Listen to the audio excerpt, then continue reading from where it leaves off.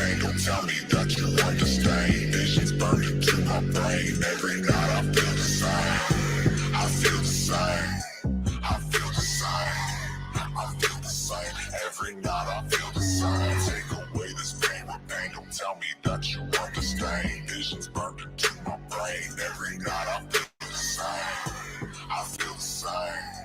I feel the same. I feel the same. Every night I feel the same. Take away this pain with pain, don't tell me that you understand. Visions burned into my brain. Every night I feel. Now they lay them down to sleep. They pray, Lord Haze, they sold to keep. And if they die before they wake, they pray, Lord Haze, they sold to take. They sold to take. They sold to take. They pray, Lord Haze. They sold to take. Depths and dimensions of this pain is demented. I wake up, wonder why I'm then I like something said. My senses is slipping, I'm sober, having visions. Who owns these decisions? Pressure on my cranial, I'm feeling them present. Death in the air and it smells like religion. Red in my eye, but I don't see with vision. Murder on my mama, manipulated the mission. Murder on my mind, murder on my mind. Take your dead body and make me a shrine. Murder on my mind, murder on my mind.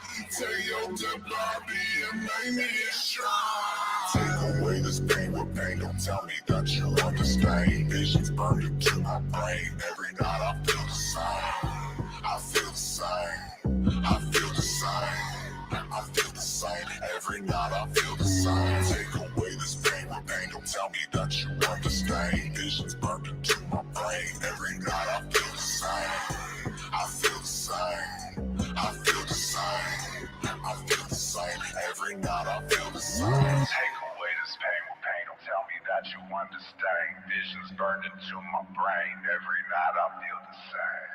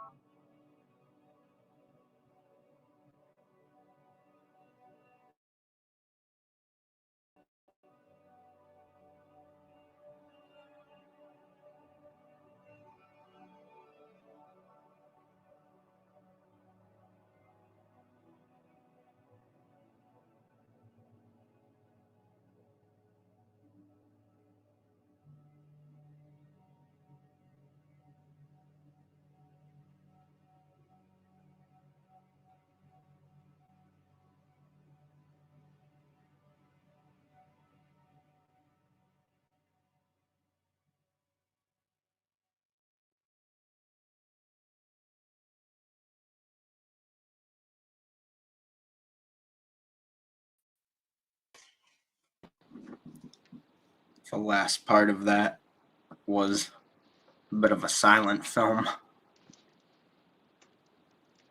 Yeah, it gets real Flashing quiet. a lot. Real quiet. I had to look away, I won't lie. That was a dope video. I dig the that. song, Thank you. and it was cool as fuck. We actually shot that video. So I was trying to get logged back in over here so I can pull up the channel in the chat. We shot that video back in May of last year, like the beginning of May, I think. So we've had the footage, been sitting on it on the album. Just had to get everything. Were you sitting right, on it just because you were waiting to finish the album up, or what? Well, the album was done. The album was done, recorded. Like, I don't even want. The album's been recorded for like 2 years. Some of it even longer than that because I've had the beginning of that project started in 2016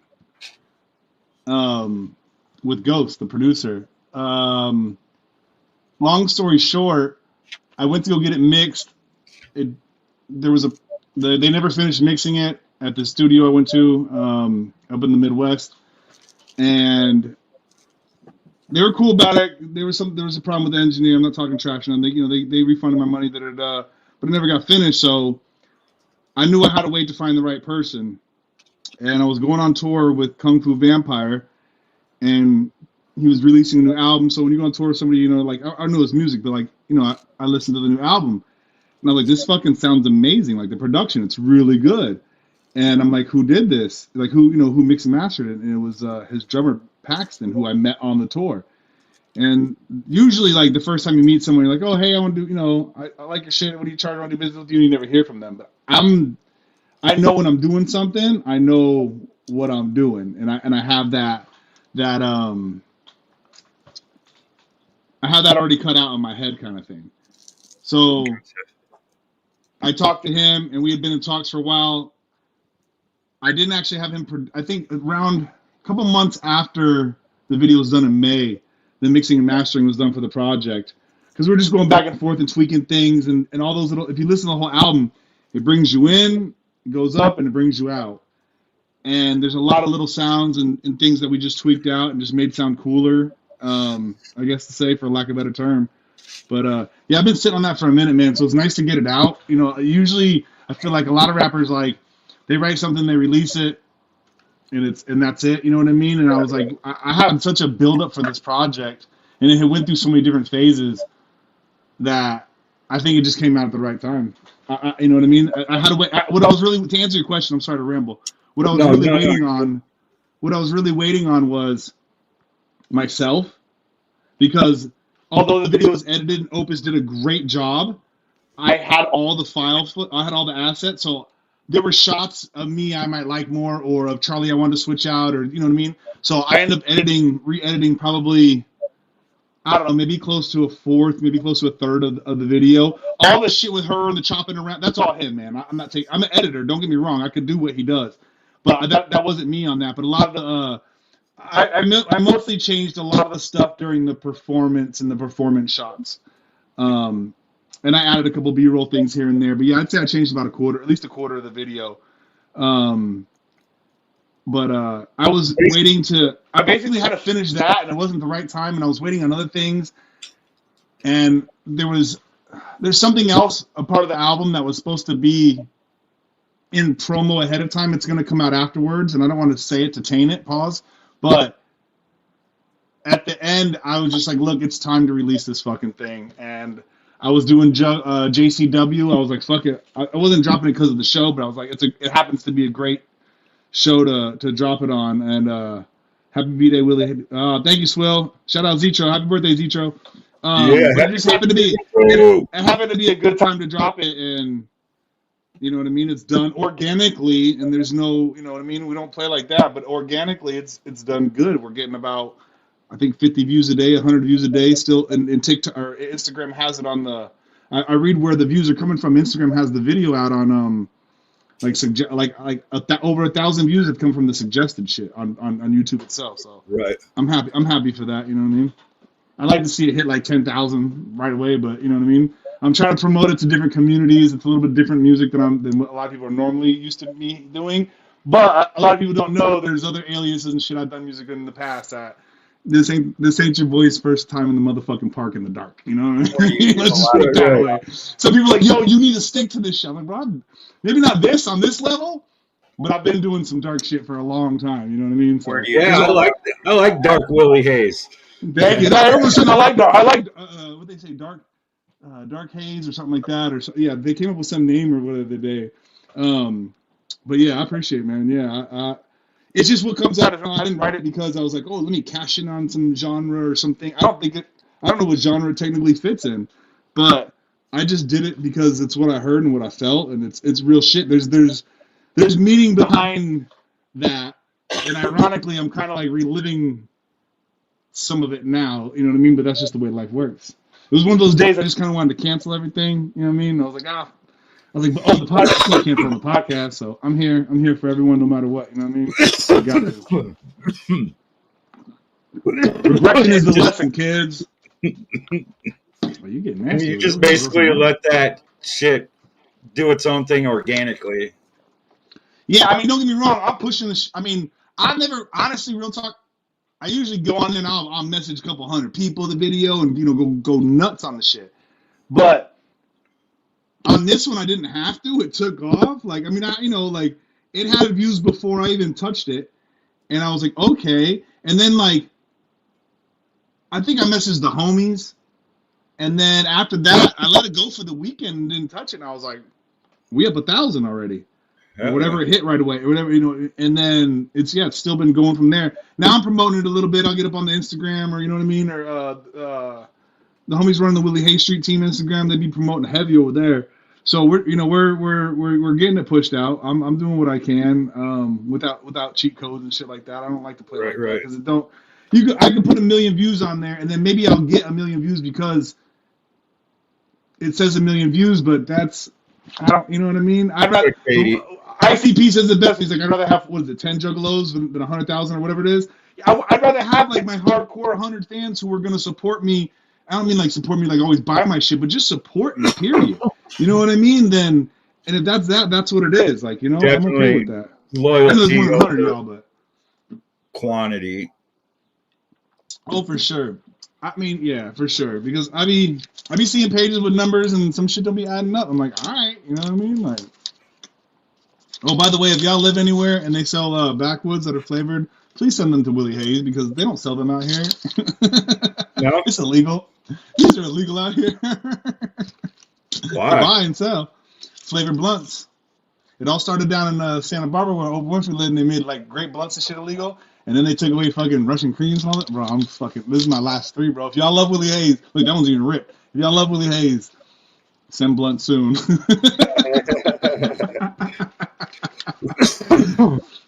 I've been making sure y'all merch get there, man. Send me a fucking pack of blunts. Just don't tell the postman what you sent. We good.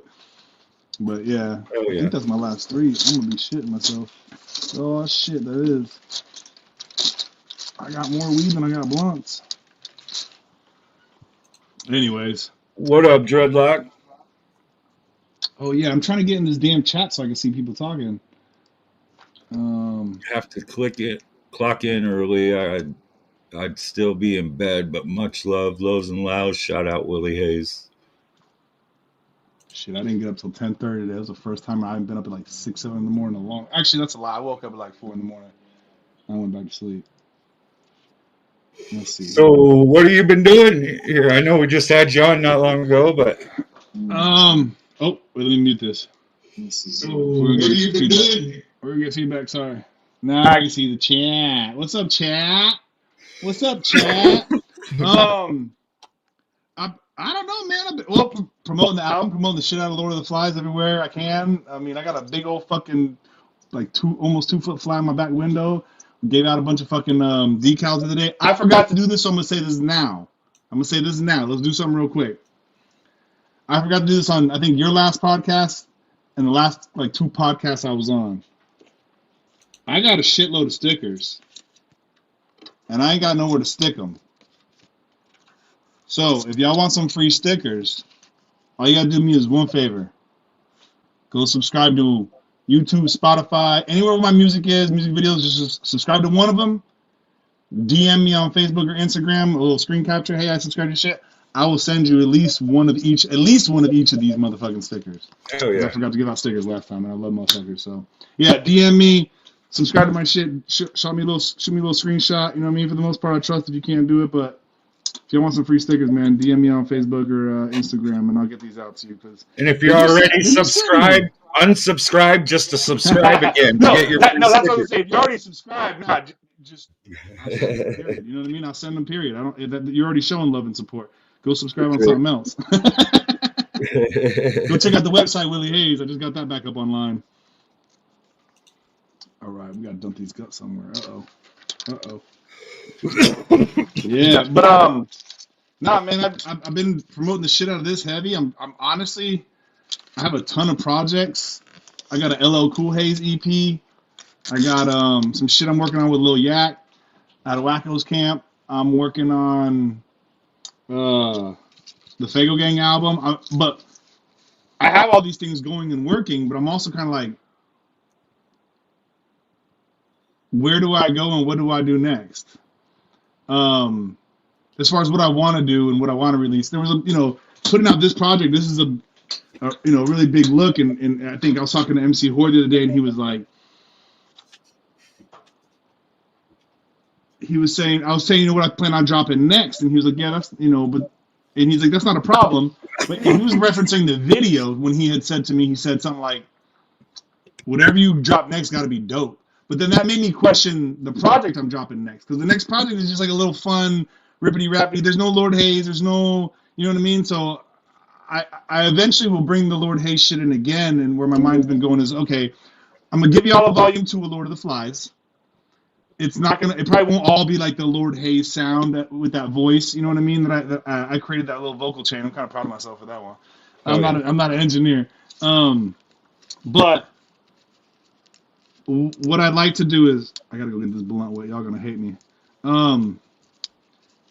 What I'd like to do is create a Lord Haze project or something that's all in that vocal, all real dark. You know what I mean? Hell so yeah, that'd be that'll dope. come. But I look at it like this. I'm an artist, and maybe if you're in the majors and you're sitting there and you have a certain sound, you stick with that sound. But I'm not a major. I don't have that money coming in. And as an artist, I like to create different things. So I'm going to dive into different worlds. You know what I mean? But that dark shit, believe me, y'all love that Lord Haze shit. I promise. I already tried to start writing the other day, and it was mediocre. I wasn't in really the mood, but I was just trying to get the energies flowing. But you're going to get a Lord Haze project. That's for goddamn sure. There will be a Lord of the Flies Part 2 project. Give me 1 second. Let me go wet this wood real quick. Pause. You're good. Literally like 3 seconds, 5 seconds. All right, I'm back. Whoop whoop crow. Whoop whoop dead body camp Kyle. What up, Swills? What up, Crow? What up, Dreadlock? I just was on Dreadlock show the other day. That's cool. That's cool. Y'all be loving on each other. Y'all be supporting loving on each other. Y'all be supporting on each other's podcast and shit. That's fresh. And changing it up is key. Also, if you keep doing the same shit, you're just gonna flatline out at some point. Yeah. Should we smoke? I'm gonna ask y'all which one we should smoke. I'm gonna show y'all. These are some of the y'all ever see this brand? Ooh, it's out of Mendocino County. You know where that is, I'm sure. These are some of the best dispensary buds I've ever smoked. And I don't like dispensary weed for the most part. I don't either. This shit, you can make a little hash ball off your fingers when you're done. I'm not kidding. Like, this shit is fucking phenomenal. It may not look all that great on here. Believe me when I'm telling you, I've smoked probably more weed than most people's families combined. You know what I mean? But this shit right here, yeah, phenomenal. Someday we'll have to sit down with like pounds in front of us and see who can smoke the most. I'm down to do it. I will never deny it. I'll always try it. Yeah, we're gonna smoke on this one. This shit smells like high school. We wasn't smoking swag in high school. What do you prefer? So you prefer fucking backwoods over any wrap? Yeah, I don't smoke wraps. I smoke woods. That's it. I used to smoke to start off, we was all smoking Phillies back in the day. You know what I mean? And sometimes you'd have the swag weed, or we usually keep the kind for the green bud and shit for the papers, but we started off smoking Phillies and Swishers. I was never too much of a fan of a Swisher. I started liking them a little later, but Swishers always burn quick. Like, you put a Swisher down, that motherfucker burn. So I didn't like that, and we used to get these little ones called whiffs. It was a cigar the size of a cigarette, but we'd unroll that bitch, and that's how we'd smoke little baby blunts back in the day. And at some point, I started smoking Dutches, because Dutch had the leaf on the inside, but they had like the real leaf on the outside, and the Dutch will go out. A Dutch will go out on you, and if you know what I mean, if it's not dry ass weed, the Dutch will go out on you, and I appreciate that. But at some point in time, I smoked the wood and I just never went back. I started smoking the leaves and the gravas and all that or whatever. And I just think like if you're gonna smoke tobacco, which probably isn't the best thing to do it in a leaf at least. You know what I mean? Like that whole like honestly like I got a lot of homies. Aunt Paula, she's not my like blood, but I call her Aunt Paula. Aunt Paula, look, there's someone that gonna outsmoke me is probably Aunt Paula. But all I'm gonna tell you, motherfucker. All right, like Aunt Paula, she smokes. But she be smoking the swishers and like just whatever like the little 199 blunts or whatever. That shit's burning my throat. And performing, I learned this. I was in Reno actually. I think it was because of Aunt Paula. I really quit smoking a lot of those. And people go, "Oh, the wood's harsh." I'm like, nah, not if you roll enough in it and you're doing it right. But I just couldn't smoke anymore of those blunt. You know what I mean? So if you ever see me and I turn your weed down somewhere or something, especially if I'm performing, most likely is because I don't want that harsh. You know what I mean? I'm not trying to be rude or whatever. And a lot of people too will be asking like, "Oh, what's in there?" Like, I don't know. Just wait. You know what I mean? Like, And when I go to now. shows or to smoke with people, I usually roll joints. Look, we just started. That's my fingers, and all I did was that little corner. Yeah. What were you saying? Little joints? Oh yeah, I roll joints when I'm going to shows or I go to smoke with people because I know a lot of people don't like wraps because of the tobacco and shit. Hey, that's your motherfucking bro. I smoke. A lot of people are like, "Oh, I don't smoke a wrap." I'm like, "All right, more for me smoke, bro. I don't care." You know what I mean? Like, no disrespect. I was watching Currency the other day, and he's like, "Hey," he's like, "if you ask me for a sip of my water, you think I'm gonna give you a sip out of my cup? You're not gonna ask for that because you're not gonna drink out of my cup or whatever, right?" And he was like, "Don't ask me for my weed." He's like, "I'm not gonna pass it to you. I'm never gonna pass it to you." He's like, "Look, you know you smoke weed." Bro, he was hilarious with it. He's like, he's real, Currency's real chill. I actually met him at the airport one time, going to do a show. And he saw me and was like, he like whatted up at me like I was, you know what I mean? I was like, "All right, what's up, man?" So I went up to talk to him. He got a picture with him and shit. He was basically saying though, like when people smoke, you're a pothead, right? You know you smoke, then bring your motherfucking weed and roll your own. You know what I mean? Like if you know like you're a drunk and you going to the party, I'm not a drunk or anything, but bring your own motherfucking beer. You know what I mean? Don't be reliant. You're a grown ass man. Bring your own shit. You know what I mean? Yeah. For sure. He's like motherfuckers be sitting around him. This is all on this little video he did. He said motherfuckers be sitting around him for like an hour holding their piss, thinking I'm going to pass this shit. He's like, I ain't passing it. You know? And I've been to Jamaica, bro. That's how it is in Jamaica, bro. You just smoke your own. No one passes over there. Like, I'd be like that too. Real talk. Like, if you see me at the gathering or other places and festivals and shit, I gotta, especially if I'm at a show, I'm gonna sit there and I'm gonna hit the blunt until I'm ready. It's not like I'm puff passing it. I'm gonna. Stan's calling. Hold on. Stan, you're interrupting the motherfucking podcast. I'm trying to tell stories right here. I thought it was 6 o'clock Central Time. Bro, what time is it, Stan? All right, hit the link. Go in the room, peace. That's Lieutenant Stan. That's the dude that be at the merch booth. That's Lieutenant Stan. I would only answer for him during the podcast because I know he's trying to get in to watch the podcast. He's like, I thought it was 6 o'clock. It is 6 o'clock. But no, I forgot what I was saying or where I was at. But yeah, bring your own motherfucking. Oh, at the gathering. If I'm at a festival, I'm at a show, especially, and I'm smoking on a blunt, I might pass it at the end or something like that. But I'm gonna sit there and I'm gonna make sure I get high.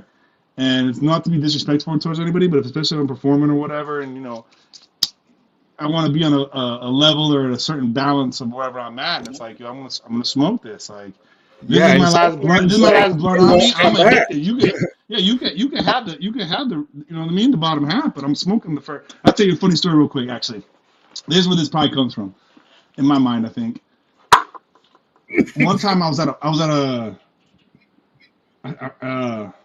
had done some things I shouldn't have done. We're gonna start off by putting it that way. I allegedly did some things I shouldn't have done, and I allegedly took this kid's car stereo, like the whole thing. And this is in the youth. I'm a teenager or some shit, right? I go to this party about an hour away in like the college town and shit, and we're at like a house party where there's like people you don't know, and it's just like people packed in. We're smoking and drinking, like movie type party. It's a real fun party. I remember that specifically. Like it was just we had a good time there that night, and I don't remember whose fucking house I was at, but I got a call. My homie got a call saying the cops are looking for me back in this town about an hour away. And I had this shit was like from like 2 weeks ago, so I'm not thinking nothing. And like they showed up at my mom's house looking for me and all types of shit. And so my homie rolled up this big old fat, probably a Philly, big old fat ass blunt. And I knew I had to go back that night anyway. Or I was going back that night anyway. So I knew I had to go turn myself in. So the homie's like, here.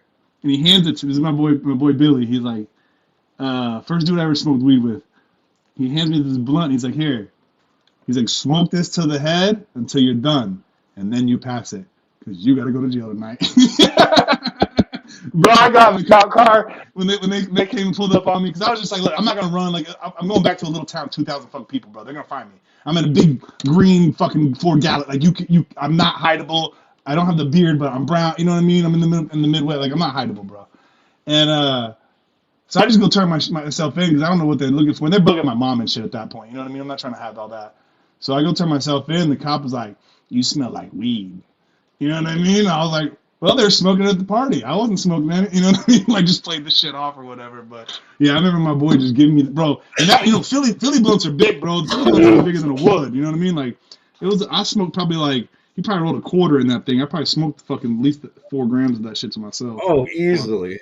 And people are like, you gonna pass that? You gonna pass that? I was like, nah, homie, I gotta go to jail in a couple hours. I'll pass it if I feel like passing it. I think I ended up beating the case because the fucking the district attorney or whatever the prosecutor, whatever you call him, was my old lawyer. And they were like, not even, and the judge even questioned that guy. He's like, you don't even want to give him probation? He's like, no. I was like, yeah. Thanks, dude. Hell yeah. We ain't trying to catch no Rico for Fago getting no goddamn it. We legal. We ain't doing nothing stupid no more. For the most part. Yeah, boy.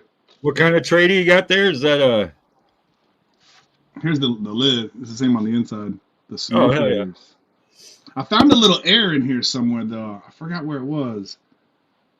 I found like an air in the art where like something goes in front of something, like, you know what I mean? Like something was missing or something was weird, but yeah, I don't know. Some little, I had a tray and I lost it. Someone gave me a tray and it's probably in a box at this point, but I just had to get a new rolling tray because I'm tired of getting. I roll so much weed that like my desk be getting little black, you know what I mean? All the little I gotta sit there and scrape it off and all that shit, bro. You smoking a lot of motherfucking weed. Yeah.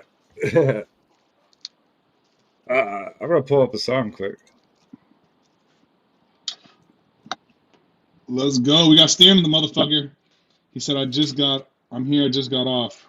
That doesn't sound right, Stan, when I read that out loud. I just want you to know that. You just got off work. Stan. Hey, congratulations to Stan, everyone. Woo! Stan got a job today. He said he walked in and got hired. I tried to call him, and I was like, oh, he's working already. I'm going to grab a filter real quick. Actually, I got him right here. I ain't got no way. Yep. Should we pop some edibles?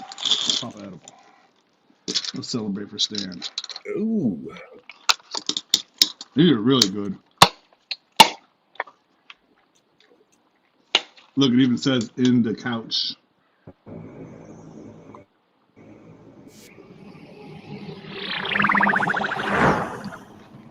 Oh, nice. In the couch. Oh, yeah. I breathe a whole day, so they say. Gonna talk away, gonna float away. Smoke today, tryna smoke tonight. If I smoke again, then I'ma take flight. Breathe a whole day, so they say. Gonna talk away, gonna float away. Smoke today, tryna smoke tonight. If I smoke again, then I'ma take flight. I pray this to achieve, get higher, higher, higher. Yeah, Beavis. Fire. Glad bags of them jab snags. Smoke with us and call it a hazmat. Streets is watching, I'm watching the streets. I set a bag and he set a beats. matter of fact, bottom of the map, 305, better act like you know where you at. We just vibing, whips is sliding, smoke leak out, this suiciding.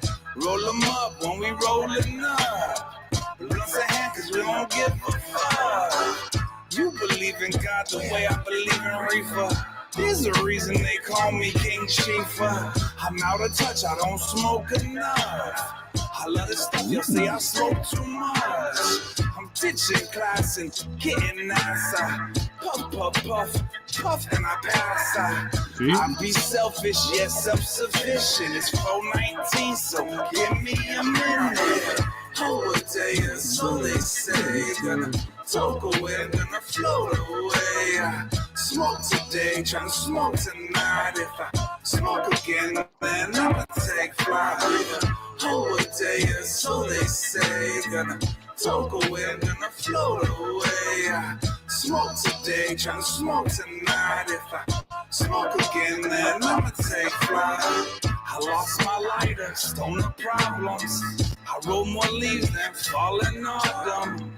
Fuck the law, yeah, I fought them. You need more trees, just call it like I got. Fatty T up in the gold tank.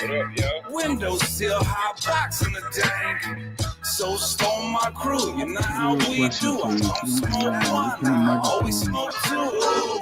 Icky, sticky, I roll with hippies. We get tricky. Yeah, so that's my fire. So clean. On my lap at all times, but they don't fuck with my mind. Please no flex, it's not needed. Just sit back and let's get weeded. Ingest these trees till my eyes start bleeding. Not guilty, your honor, let's start the proceedings.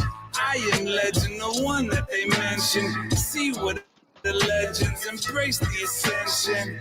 Haze in the sky, so you know I'm in. If not, put them smoke signals in the air. Oh, a day or so they stay. Gonna talk away, gonna float away. Smoke today, tryna smoke tonight. If I smoke again, then I'ma take flight. Oh, a day or so they say. Gonna talk away, gonna float away. Smoke today, tryna smoke tonight. If I smoke again, then I'ma take flight.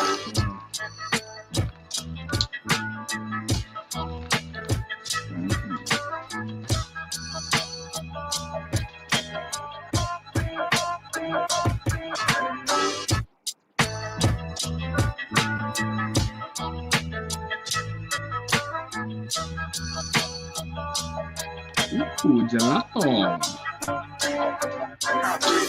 Oh, a day, so they say. Gonna talk away, gonna float away. Smoke today, tryna smoke tonight. If I smoke again, then I'ma take flight. Time to take flight. I saw a question popped up. I'd love to answer that question.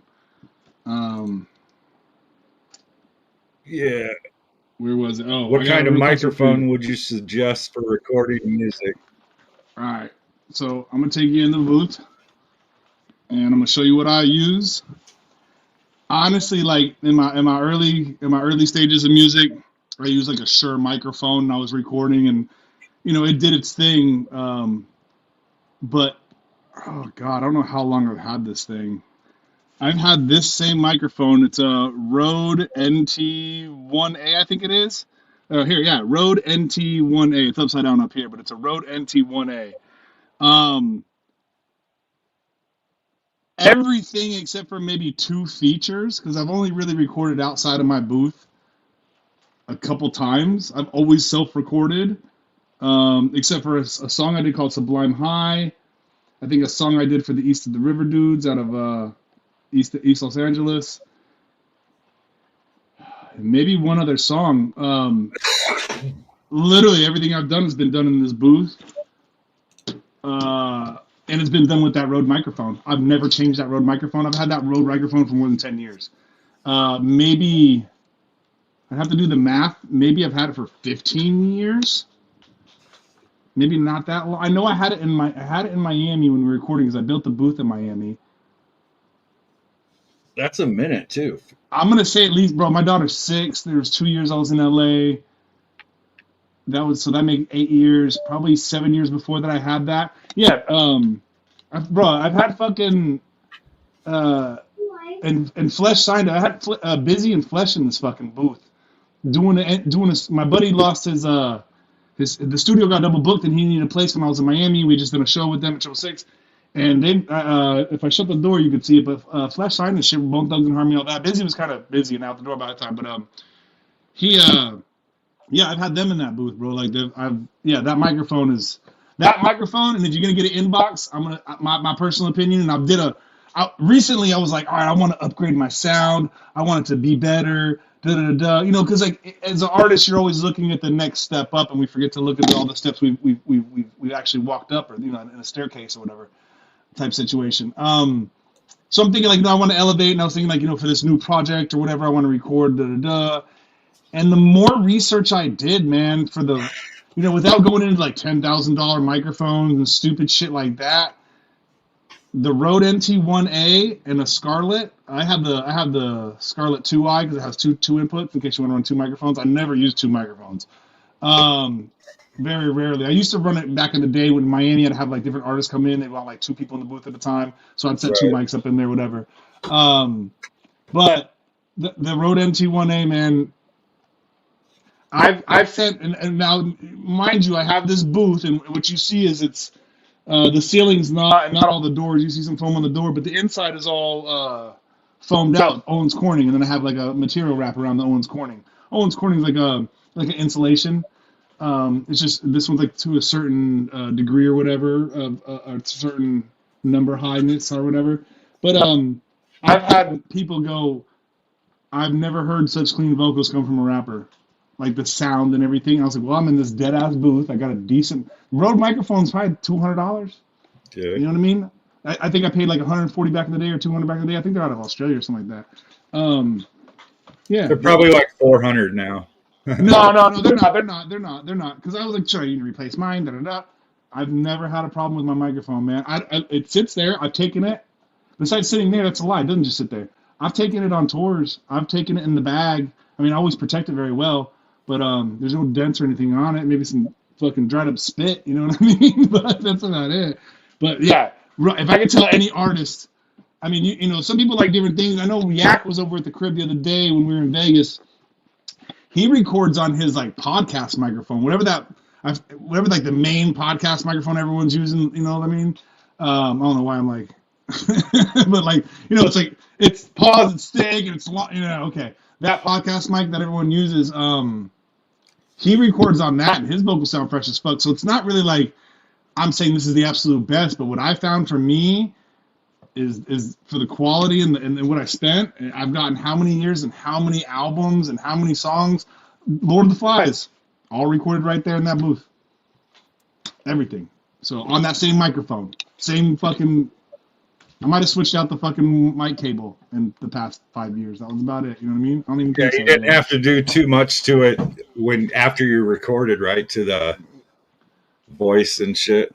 I mean, no. I mean, yeah. When you're doing effects and stuff like that, but to clean it up before you do whatever effects you want to do, no. And anytime like I said, I send my shit to engineers, and some engineers have won. Like there's one dude I used to work with in Miami. He's like won like the Grammys in Poland and shit. You know what I mean? He's like, bro, your vocals are just fucking so clean. I'm just like, that's what I use. And like I said, I was looking to upgrade recently, and I ended up finding a lot of shit said, you know, for in this price range, you know, under $1,000, that this microphone and that box and they work well together. And I've never had a problem. So long story short, go get your Rode NTA1. Right.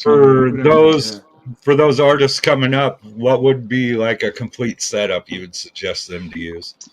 I like the Scarlett inbox. There are more professional inboxes, but from what I've done and read on, like I've gone into like frequencies and shit. That you know, like what frequency? I don't know necessarily understand it all, but I do understand what I'm looking at, and I understand the comparisons. So my personal favorite out of anything, if you're gonna get, I never really say like go buy one of those like starter kit packages. However, if that's what needs to get you fucking recording and it's $40. Bro, I had a buddy drop some shit called laptop music back in the day. all recorded off the microphone right fucking here. And then he tweaked it and made it. You would have never guessed he recorded that shit over like that. You know what I mean? Right. But I've used some audio like that here and there. But yeah, go get you. Honestly, here I'll show you all the Scarlett because it's right here. So mine's got stickers and shit on it. But this is the Scarlett, right? You can go get you one with the one channel. It's cheaper. What you want to look for though, if you get you one of those, get you the 4th generation because it's the USB-C, and you always want the latest generation of shit. Mine's probably like a 2nd or 3rd generation, but it's holding up. It works. I have gone through a few of those because they will. These things will go bad over time. They get powered on, they get powered off. This just runs off the power off the computer. Again, there are better ones. There's the one with the big handle thing on it. I forget its name. Yeah, I'm familiar with that one. I used to have that one. So. Yeah, and that's a real nice one. But I mean, like you're talking $500, $700, $800, and if you're just trying to record and you want clean vocals, here's what you need to do. I'm gonna tell you this: go get you like a Rode NT1. You need a like the circle thing in front of it right there is a pop filter. You need a pop filter. If you don't have a booth, and I don't think I have mine here, it's probably in Vegas. Go get you one of those shields. That goes behind it. But also try to sound dampen the room. If your room has nothing on it, try, like I have a big closet right here. Try to, hang up some blankets in the closet or drill holes in the blanket. This is what we used to do back in the day. I remember Colorado Springs, we had a blanket and we just drilled holes in the closet and the blanket hung and it dampens the sound. All you need is a little bit of sound dampening so there's less reverberation. You can be in a room with reverberation. It can be fixed nowadays because of all the processing, but you get a little bit cleaner of a sound if you just do things ahead of time right instead of doing them in post. That's like in the film industry. Everyone's always like, "Oh, we'll do it in post." Fuck that. Do it now because post is going to take longer and a lot more work. Yeah. But go get you a. It's called Focusrite. Is the company. Scarlett is the version of the box that I use, the red ones. Go get you like a 1-channel input. Go if you can find. They come in packages. You get like with headphones and all the wires. That's cool. You know what I mean? Nothing wrong with getting it like that. And get the Rode NT1 mic. That you're looking at. I would say if you do it in a package, you're probably looking at maybe like the $350, $400 range, but you're done. You know what I mean? You got a computer and you're done. Yeah. So, and dampen your sound. And if you don't know how to do it, man, go on YouTube. It irks me a lot of times when people. This has nothing to do with the question, but it irks me a lot of times when people are like, "I don't know how to do this" or "I don't know how to do that." Bro, you have Google, and if you don't use Google, you have ChatGPT. If you don't use ChatGPT, I don't know what the fuck you're doing with your life right now, but you should be using something that can help you understand things that you don't understand. There's no reason for you to not know something at this day and age of the fucking internet. I'm an internet kid. You know what I mean? Like I wasn't a kid, but whatever. I was on the internet early is what I'm trying to say, and there's too much access, bro. You don't know how to fucking build a raft, like fucking ChatGPT or ask Google or something. You know what I mean? Like anything. There's too much information out there for people to not be able to gain the access and knowledge. And what's weird is sometimes when you have too much, you do less. Artists do a lot when they're restricted. You know what I mean? Oh, the internet's down. Oh, there's nothing to do. I can't watch TV. I'm not a TV person. Can't do this or. You see what I'm saying? Yeah. So, but yeah, definitely go get that. We're gonna go on a little vacation. What up, Woozy? But yeah, for recording that, and I'll say this though, if you don't know how to mix, there's a million people that know how to mix on the internet that can teach you, and you can watch YouTube and TikTok videos to your fucking heart's desire. And in my personal opinion, I don't mix. I did come up with that vocal chain for Lord Hayes, but it was still mixed out by somebody. Like I had the sound, he just tweaked these things and this that, but I'm not a mixer, and I do know a lot of people like to do it themselves, and that's cool, but I like my shit to sound professional. Yeah. So I go to the big boys, and you don't have to go to the big boy. I know homies that mix and master for $10 a track, $25 a track. I know people that do $500 a track, and I've worked with them all. And there is a difference, but at least when someone's in their lane, not 500, but when someone's in their lane, no matter what, they have a little bit more understanding of what they're doing. Let them handle it. Don't try to, juggle everything. Price category. I used to work with this guy, like I said, the guy from Poland in Miami. I think he was charging us maybe $60, $70 a track, something like that. It wasn't bad. But Music to Smoke to Volume 2, no. Okay, so there's a lot of things that were, I had things, dude. The Oxygen Breaks album is mixed by this kid out of fucking Brazil, who spoke Portuguese, and at the time, my girlfriend at the time, was Chilean, and she spoke Spanish. So we did this broken translation between Portuguese and Spanish, and we got that album mixed and mastered. And Chilean? eventually, Is that what you said? Chilean, yeah, from Chile. From Okay. Chile. Some people call the country Chile, but it's Chile. Yeah. So she's Chilean. Right. She's Okay. Chilean, bro. Just chilling. But no. So a lot of projects were mixed and matched by different people. At a certain point in time, I got with this guy. If you go listen to like the No Motion album with me and No Motion, what's it called? Golden Haze. That's all done by him. He was in that $60 to $70 range. I've worked with my homie who charges $500, but he charged me about $100 a track instead, and that was cool. And I'm gonna tell you that the best sound I ever got was paying almost $500 a track. It is what it is, man. And I won't do that for every project because I can't afford that every project. I've worked with the same guy who's charged me that. He charged me, it was a little less than that. It's probably about $450 a track or something. But we did a lot of changing of things and whatever. But I've done other tracks with him where I've sent him like, hey, I got $70. Can you get this mixed? I just need, something decent, whatever. I've done most of the pre-mix myself because I will do some pre-mixing or whatever. But it's hard to say, man. I'm not rich like that. I don't have money like that. That took a shitload of money out of my pocket and savings to be able to do that. But then again, I present to you the sound of Lord Haze and Lord of the Flies. That's the album I'm talking about that I spent all the money on. And that album sounds fucking phenomenal. I've had people go, bro, the bass on this is fucking retarded. How did you do it? I didn't. I love shit with bass. Yeah, that's what's missing in music, bro. So much music doesn't have a bass anymore. Like, I watched a video today and the guy was like, when I was a kid, remember there was all these car stereo places? And someone wrote in the comments, yeah, because the music nowadays isn't worth bumping that loud. Hey. You know what I mean? Like that Dr. Dre bass back in the day that, we were bumping like Miami bass type shit. We was bumping, my boy used to have those bass tracks, the bass CDs or whatever to test his system. You know what I mean? Like that. People ain't doing that shit no more. The music ain't, My usually go-to for bass is Underrated from Potluck. He knows how to treat I know Underrated. bass. Yeah. I've never worked with him. We've talked quite a little bit online or whatever. Never met. And I've met One Ton too, but yeah, we chopped it up a few times, just never got around to getting anything. Yeah, Underrated's the homie. Yeah. Known He's him cool for a people as far as I know him, yeah. That would be dope. Y'all should do something. I'll get your name in his ear. I first heard of him when we were in Miami because someone else said the same thing. Oh, you should do something with Potluck. And I was like, who's Potluck? I mean, no disrespect, but we don't know everybody. And this is, 10, 15 years ago or whatever. Maybe not 15 years ago, 10 years ago, 12 years ago. And, I was like, who's that? And I looked into him and, we created a little repertoire online. We chopped it up and talked a little bit here and there online or whatever. And had some conversations and whatnot, but we just never got to the situation of doing something for whatever reason. And, that happens or whatever, you know what I mean? Fuck, we both make pot songs. It's not like you're missing out on anything because all we're going to do is make a pot song. You know what I mean? Yeah, but still, it's dope. But, yeah, he's cool people, though. Is there anything that you want to accomplish before you're done? I mean, obviously there's, like tons of fans and all that shit, but what's something more like sentimental to you that you'd like to accomplish? On this earth? We're going deep on this one.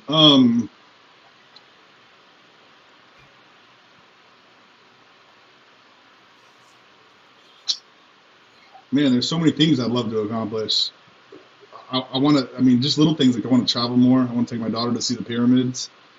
I want to own a piece of land and, live a little bit more off of the land in the sense of like, some water and some seeds, bro. I don't got to pay for tomatoes no more. You know what I mean? A couple chickens, I ain't got to buy $12 eggs no more or whatever they're charging. So stuff like that in the personal world, definitely. I think I think as a kid, I was always, like, oh, make the world a better place and stuff like that. So whatever I can do, that's why I think I am the way I am and why I try to help out. And when people ask, I'm never like, a gatekeeper for them, you know what I mean, for stuff or whatever, because the more everyone knows, the better we off. For the most part, we all are. You know what I'm saying? Of good Right. information, that is. So, I don't know. I'm trying to make the world a better place at some points in times. Trying to be, you know, a little bit more chill. I don't, you know, I'm not gonna tell you to go shoot your neighbor. Maybe the rabbit in the mask will, actually. That's a lie. He will. Unless he's a fentanyl or pedophile, then he can be shot. You know what I mean? Yeah. Yeah, there's a lot of fucked up people out here, man. That's why we all just got to communicate and stop being so shut off from each other. And you know what I mean? Just like, I don't know what it is, bro. I'm the type of person, like, I could walk somewhere, and I'm not trying to say this about me. This has been pointed out to me. Like, I had never been to the Bay before, ever, at a certain point in my life. Like, this was 6 years ago. No, 8 years ago or something. I first went out to the Bay. I've been to Cali and shit. I lived in Cali as a kid when I came over from Hawaii. But, I think it's the first place everyone comes from Hawaii. But I remember being and people were like, "Hey, what's up, bro?" Or just nod at me or say hi. Like, they knew me and shit. You know what I mean? And the person I was with was like, "You know these people?" Like, and I was like, and there was, honestly, the funny flip side of that was, I went to a park and I got ran up on by a bunch of kids that had my rolling papers and shit, and because they were friends with one of the homies from the Bay Area, and he was dispersing a lot of my shit, so they recognized me. She's like, "Oh my god, you're like famous," and I'm like, "I'm not famous," you know what I mean? But people know me. But no, the people that didn't know me, is like, I don't know. I try to carry a certain. I don't try to carry. I guess I just carry a certain vibe or a certain aura. You know what I mean? And real always recognize real. And I've never had much of any problems anywhere, and I try to keep it like that because I don't like the lurking over the shoulder.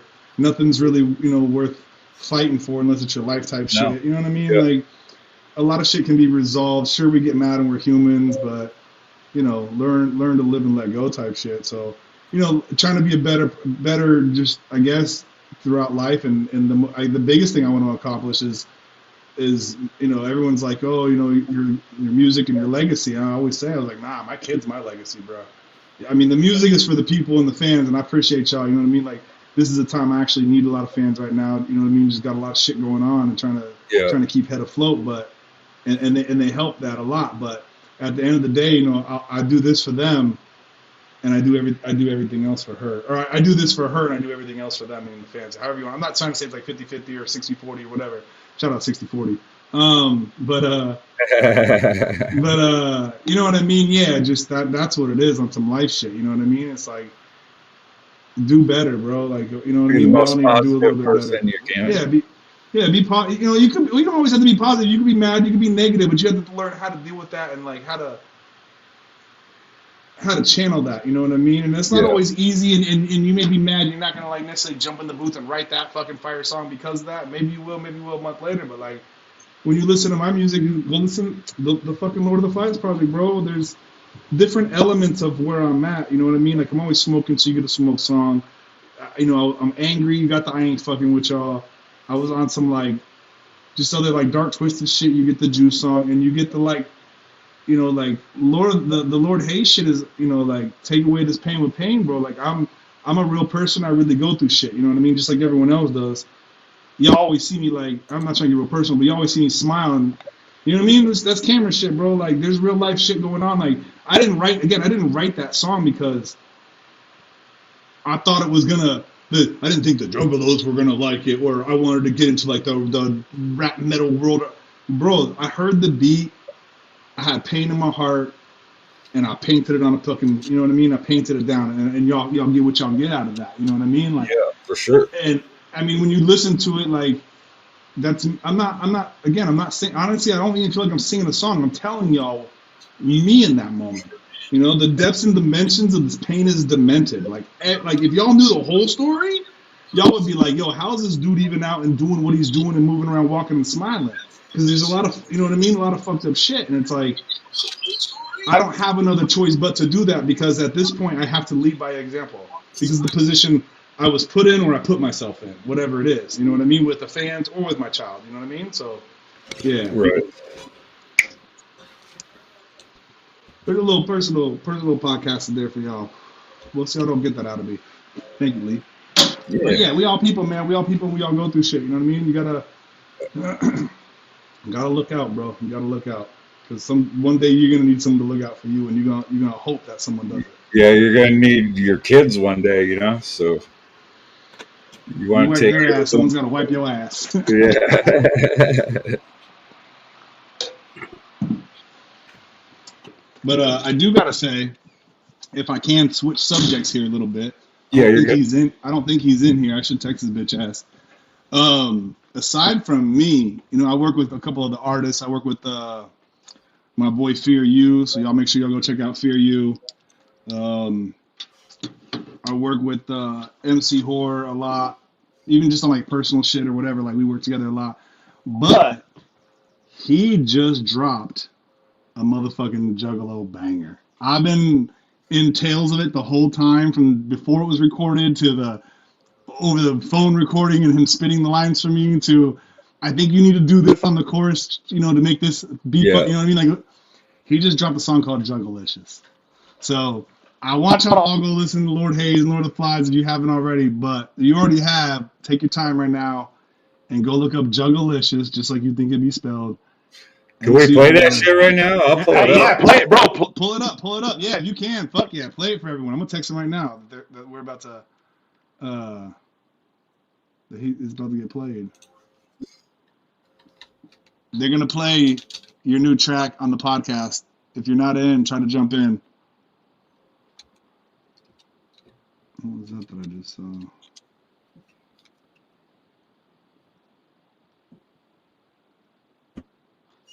Let me get off here. Yeah, MC Horde, Juggalicious.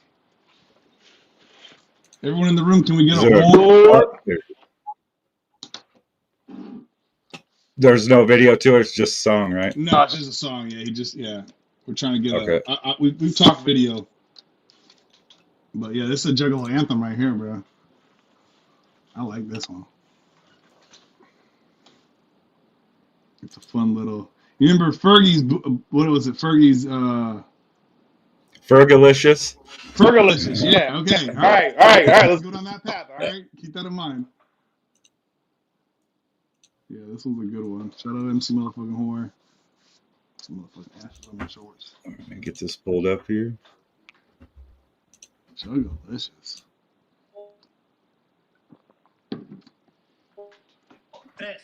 It's for all the whores. W to the H to the O-O-P, whoop, whoop. U to the H to the O-O-P, whoop, whoop. Juggalo, W to the H to the O-O-P, whoop, whoop. Juggalicious definition, make them let's go loco. They want my testy, so they play us from my photo. You can see me, you can squeeze me. I am easy, I am sleazy. Got my reasons why I please them. Hoes just come and go like seasons. Juggalicious. Girl, I am promiscuous. And if you was suspicious, you know my balls, they are nutritious. I fuck your missus. That puts them hoes on rock. And they be lining up the block just to lick on my cock. Juggalicious. My boy Smash. So juggalicious. Let's on I'm delicious. They wanna taste of what I got. I'm juggalicious. Taste. Juggalicious death. Juggalicious death. Juggalicious death. Juggalicious definition, make them let's go crazy. They always claim they know me, coming to me, call me baby. I'm the J to the U-G-G-A-L-O, and get no other low. Put it down like me, I'm juggalicious. My game stay vicious, I be up in them guts, then I bounce with the quickness. She my witness. I put your girl on rock, and they be lining down the block just to lick on my cock. Juggalicious. It's hot. So juggalicious. Let's on rock. I'm delicious. They wanna taste of what I got. I'm juggalicious. Hold up. Check it out. Baby. If you really Juggalos are us. oh yeah, baby, then you can try. All my taste it. All be laced with lace. It's so taste it. It'll make you crazy. W to the H to the O-O-P, whoop, whoop, juggalo. W to the H to the O-O-P, whoop, whoop, juggalo. W to the H to the O-O-P, whoop, whoop, juggalo. W to the H to the O-O-P, whoop, whoop, juggalo. Juggalo, juggalo, juggalo, juggalo, juggalo. Juggalo, juggalo, juggalo, juggalo, juggalo. Juggalo, juggalo, juggalo, juggalo, juggalo. Juggalo, juggalo, juggalo, juggalo, juggalo, juggalo. Yeah, that was fucking dope. Hell yeah! Somebody wrote in here. Video should be a gathering juggalicious. Whore, take that into me and Whore have been talking about the video, so keep that in mind, Whore. It's hard to shoot at the gathering though, just because I can't ever shoot a video at the gathering. Motherfuckers ask me to shoot Fail Gang at the gathering and all this. I'm like, bro, I'm out there, I'm working, I'm tired. I'm not like camera. You know what I mean? Like that, Right. I'm sweating and dripping. I get to gather, no one cares, but like, I'm not in the mood for that, bro. Out there, I'm not. I want to have, bro. It's like it's 10 a.m. I'm setting up shop. By 11 a.m. I don't have some food and I'm probably popping a beer. You know what I mean? Like I'm in chill mode, bro. I'm working together. What did somebody say? Oh, this gives me Juggalos Are Us vibes, and I'm here for it. Shout out Dead Body Camp Kyle for that. That's a fly ass comment. Yeah. Yeah. See, Juggalos can't spell. Hell yeah! Shout out MC Horror, man. Yeah, I definitely had him yell horror for you. I don't know if you were in here earlier, but yeah, MC Horror, definitely been working with him lately. That's his new track. Everyone go spread that. If you're in this room, do me a favor. If you fuck with me, even if you don't fuck with Horror, all right? If you fuck with me, take Horror's new song and send it to one other motherfucking juggalo that will love that shit, all right? Because that's a fucking fresh ass fucking juggalo anthem right there. I first heard that shit, I was like, bro, that's fucking. I'm playing that shit at least fucking once a day at the gathering, probably like 10 times a day. For sure. I want to see that shit on stage. If I get a stage this year, Whore, I'm gonna pull you up there. You can do Juggalicious on my set, bro. That shit is fire. You got anything planned for the gathering this year? A couple of some new merch. I'd like to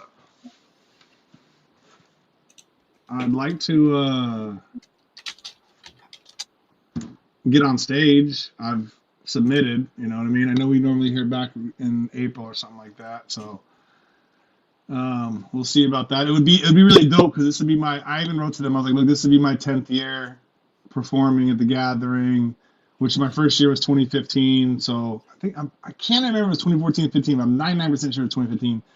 And I'd have to look at the lineup.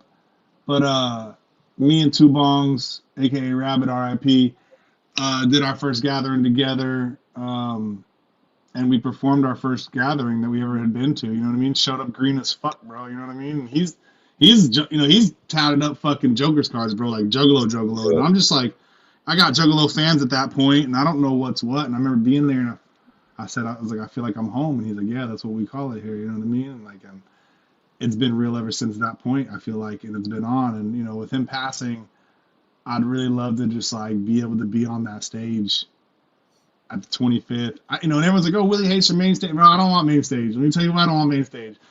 Let me fill up that little crowd, because main stage is big, bro. You know what I mean? And they don't put your boy on like at 6 o'clock. I don't want that, bro. Put me on second stage. I'm okay with that. But I really love to do it for Two Bongs. That would be dope. If they give me that email, bro, I'll probably cry. You know what I mean? Because I'm only thinking of him at that point in time. And to me, this year, I know this is a year of celebration, and last year was a hard year. We lost Carl, we lost a couple other homies. Every year is a hard year, we lose homies. But to me, my personal perception of this gathering, this is only to me personally. I'm sorry, I'm getting a little like goosebumps about it, but like to me, this gathering is like for the dead homies. That's what I feel. And not that every gathering is not, but this is the 25th. Yeah, this one's special. It's a big number. Two Bongs is still. He didn't go the 20th, but he was still around for that. So I just feel the 25 is like, and not for nothing. I don't think. I'll be real with you. I don't think we're gonna make it to 50 gathering. You know what I mean? Like I just, 25 more years. So this one seems real special. I just want to put out a lot of like good vibes for the dead lows and be like, I don't know, maybe like more in my mind, it's like a releasing of a lot of that energy will be for me personally at this gathering. I'd love to make up some Two Bong shirts, put the little fucking angel wings on them and shit. He's got like two bongs in his hand. I got the picture I want to use. I probably won't sell him, man. If you knew him, I'd probably give you one kind of thing. You know what I mean? Like, Yeah. because if I ever do sell anything, he's got kids, and I've talked to one of the baby mamas. I'm like, look, if anything ever, whatever's, I'll give towards them. You know what I mean? I just released a music video and a song called Green Crack. Green Crack had been out on SoundCloud, but after SoundCloud had died down, you know, we pushed over to all the distribution shit or whatever, and it was there, and I don't even know if it's still up there anymore. But I relaunched that song with the music video because I'd never released the music video ever. So I had done that a couple months ago, and that's kind of like one of the last things I have of him. You can find it online, but I thought about re-releasing this. It's like a 45-minute documentary. It's like 4 shows. There's 5 shows we do with like Project Pat, but it's just like following us around and goofing off in the car and smoking weed. Right. It's a real fun time to watch that. For reals, basically. But I do have. I don't know if I have any. I mean, there's behind the scenes shit I have of him. There's some footage I probably have here and there, but music wise, I don't think I have anything else of him. Maybe one day I'll go through everything and look. I have what I do have though that's bigger than all that is 3 episodes to a television show that we shot. Like reality style based, multiple cameras, boom mic, lavaliered up, like. What type of show was it? Legit, like these were shot by filmmakers out of Miami, and it was legitly shot. I'm just gonna put it at that. It's 3 episodes, and basically the idea was because we were doing a lot of tours, and everyone on tour is always like, "Yo, bro, if you're ever in fucking Iowa, stop by and I'll smoke you out." Right? I'm using that as a joke, right? That's funny. I'm gonna take you out of the fridge with me, but no, real talk. So this is like at the time, bro. Like we were in Miami and doing music, but he had a good little following. I had a good little following. We put our shit together. Things started taking off. We put out Oxygen Breaks. We're killing shows in Miami, and I mean killing shows in Miami. Like we're there's no Theo gang, bro. I'm just selling Willie Hayes merch, and we're killing shit. And he's got his 2 bunk shit, and we're putting in. And we start going on the road. We go on the road with Little White. Then I run a tour with I own a tour and run it with Little White. Like, paid out White for the tour kind of thing. Because I saw how the game was run. I was like, guys, you know what I mean? I got the blueprint. Let's go. So made a bunch of money off of that. Kept doing shows and tours. And people would always tell us, like, yo, stop anytime you're in town. It's like, people always think like, yo, bro, you're doing a show in, I'm going to use a different state because I can say different, like Texas. You're doing a show in Texas, bro? Now, people in Texas actually know this, so this is a bad example. Let me use Missouri.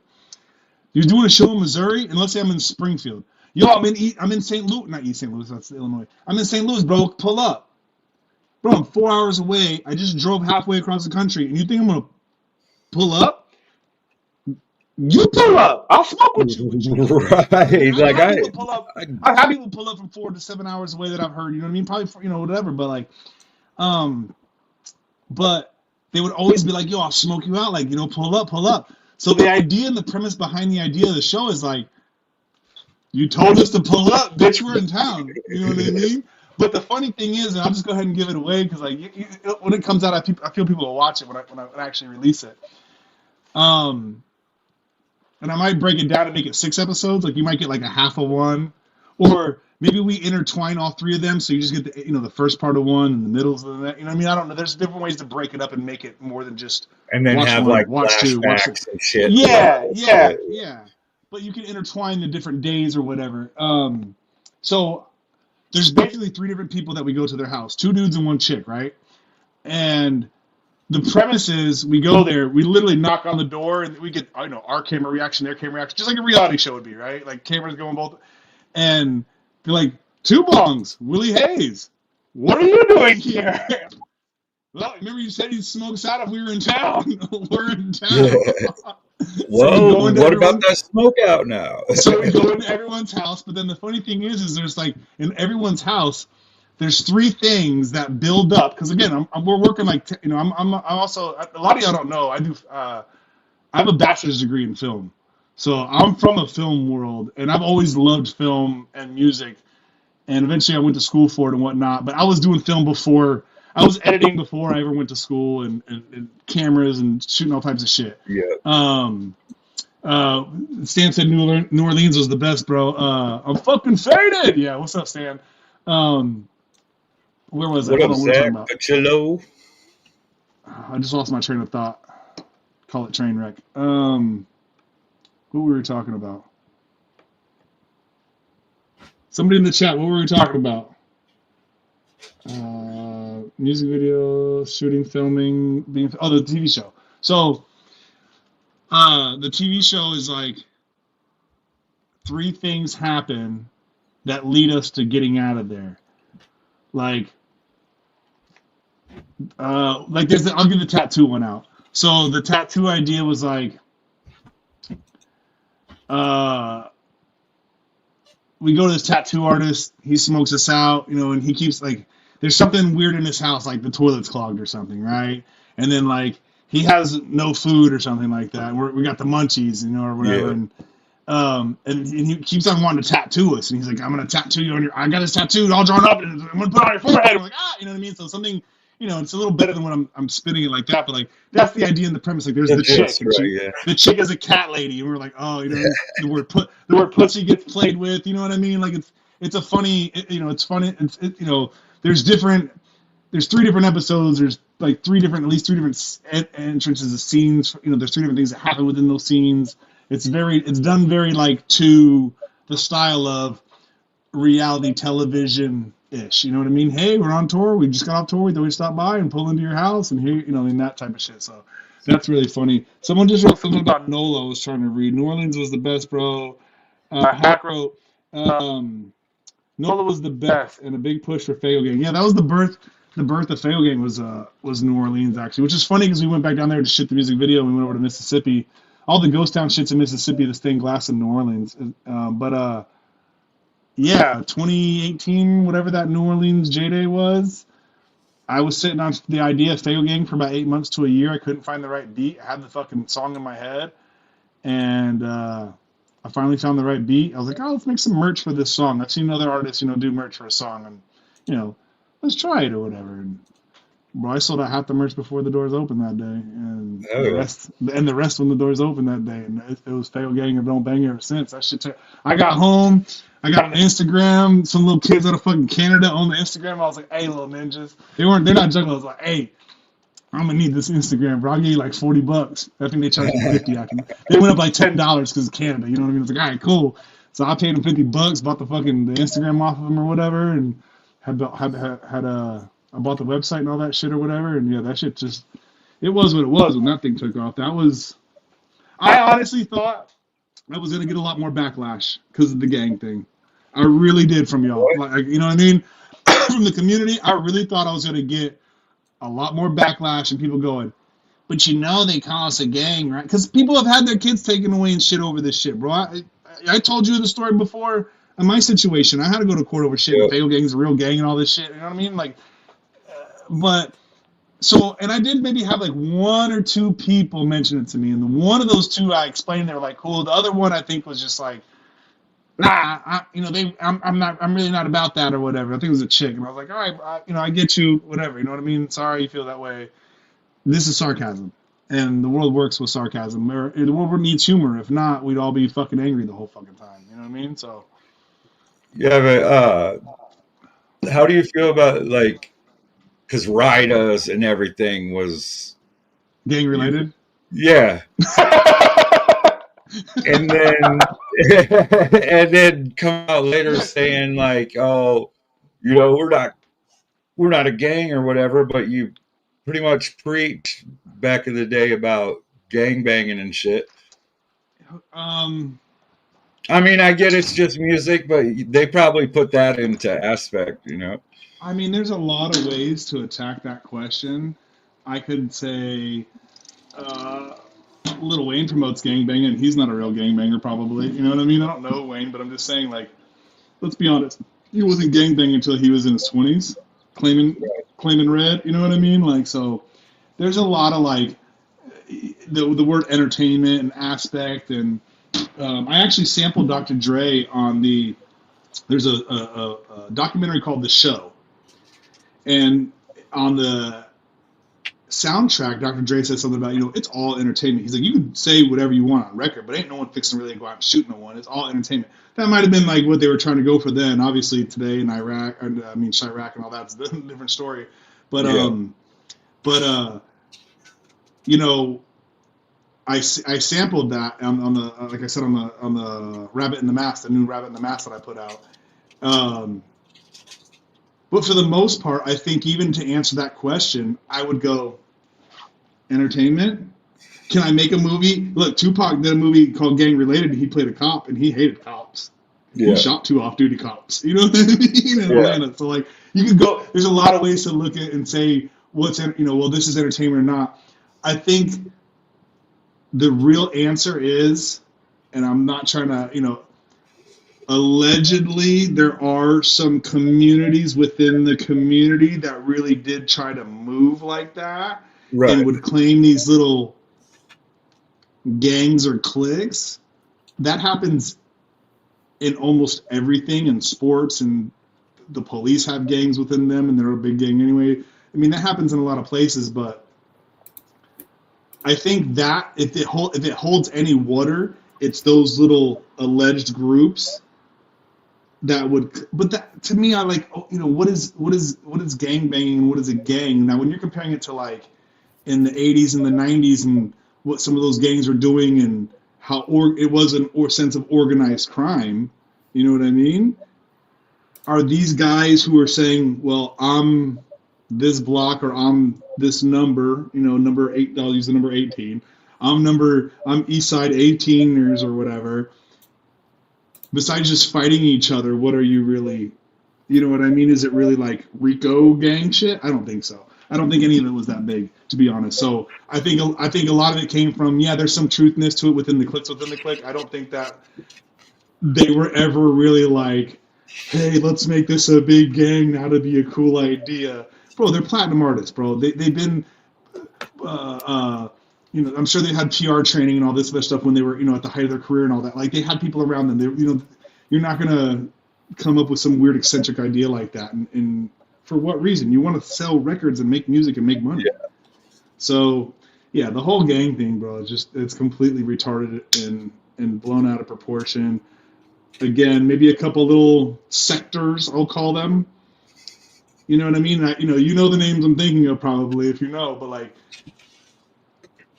they're not running entire blocks. You know what I mean? They're not like the southwest side of fucking Los Angeles or something. You know what I mean? You're talking about like 8 dudes against 16, or maybe against 10 other dudes in the Midwest somewhere. You know what I mean? Like, that's like saying these bikers don't mess with these bikers, or these rednecks don't mess with those rednecks, or these jocks don't mess with those. You know what I mean? That's all that is to me, in my opinion, and that's all I can give.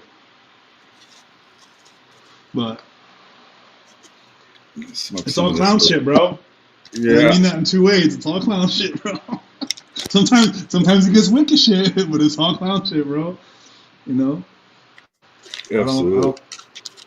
I know there's some real shit within shit, and I know there's certain sanctions and factors, and these two sides don't get along, and that's just people not getting along, and doesn't mean anyone's fucking pulling drive-bys and selling fucking bricks of cocaine and whatever gangbanging is considered in their sense. You know what I mean? I'm going off of like 80s, 90s mentality of gangbanging. I just get a kick out of that though. So yeah, I knew it was serious. Unfortunately, we didn't go to Washington, and me and Two Bunks talked about it. I think financially we couldn't pull the move to go to Washington, but we wanted to because it wasn't far off from us. But it was serious for a lot of people. You know what I mean? And even me being a newcomer at the time, like, I always respected and took it serious. I didn't do Fago Gang till like I was around for quite a few years. And even at that, like, it was. It was funny. It was funny after most of it got washed away, and then it wasn't funny how it got thrown at me in court. And Fago Gang's a real gang, and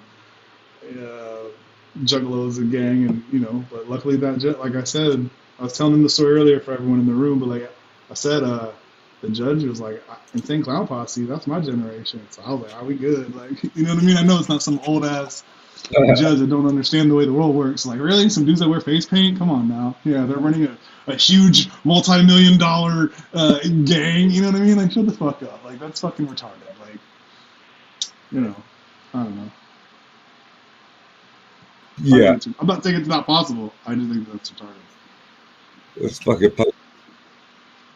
R.I.P. Two Bomb.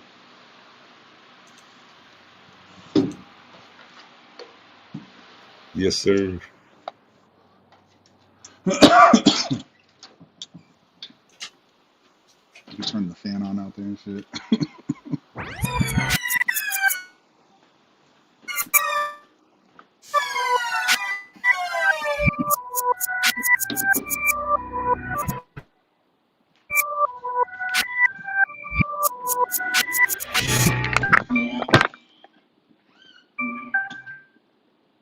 We gon' make it bang like this.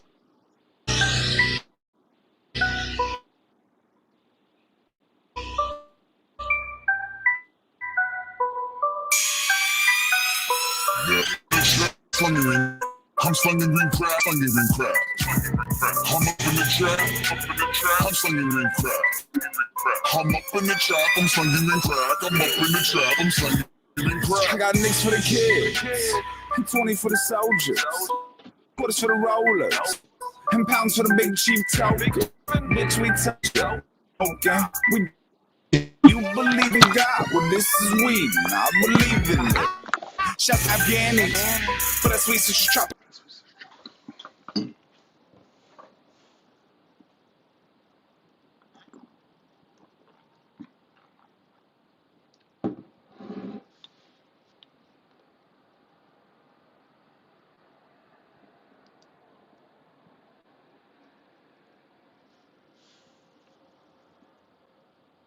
Uh-oh. Is it just me in here? Can y'all hear me? Can the chat hear me? Oh, there he is. I was like, it's just me? I'm hosting the podcast? He handed me the roach and left. I was like, It's a Haze takeover.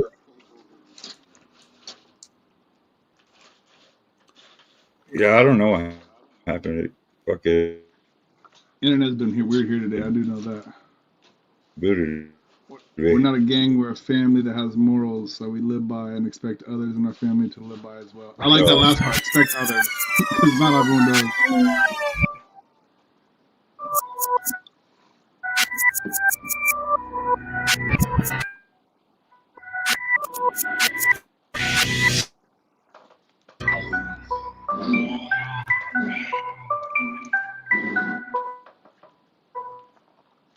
We gon' make it bang like this.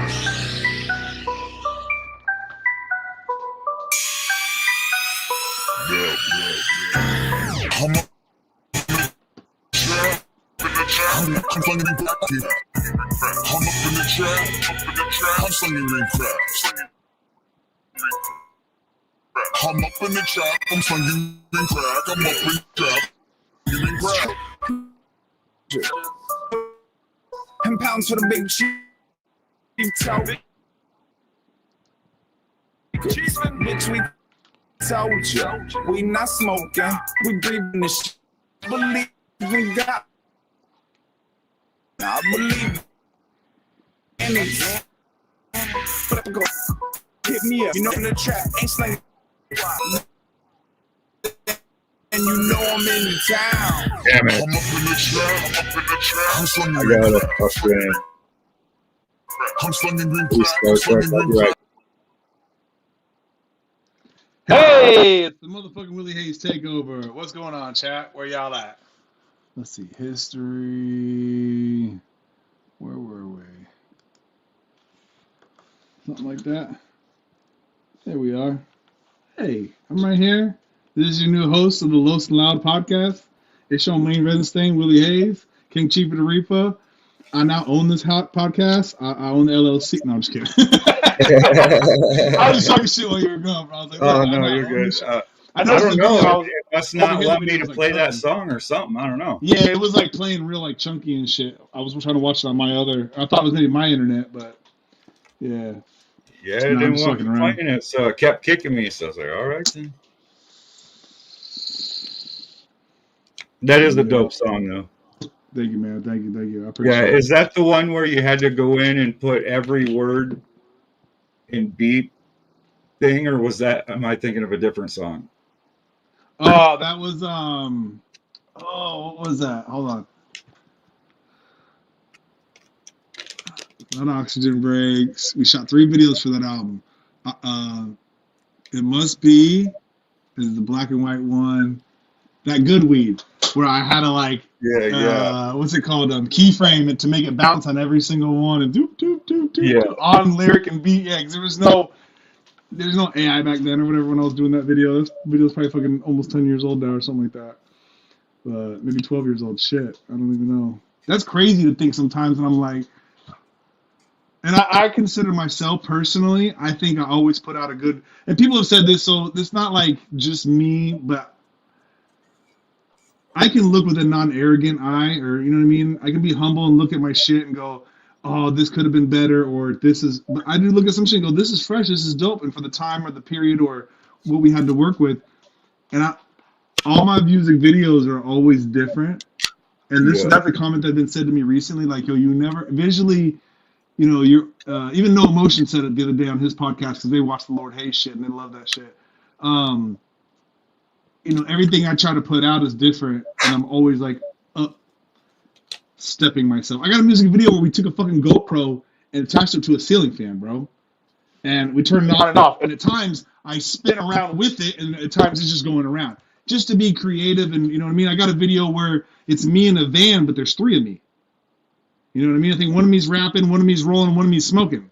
And there's 3 of me in the van. You know what I mean? I was like, let's do, because, you know, again, I'm in the film world. I understand how to do certain things or whatever. And that's a pretty easy trick. But I did have to have a girl rotoscope some of the stuff because my hand does go over the other guy. But, and I wasn't doing that at that. I wasn't really rotoscoping at the time. Now, no problem. But I always just try to do different shit, man.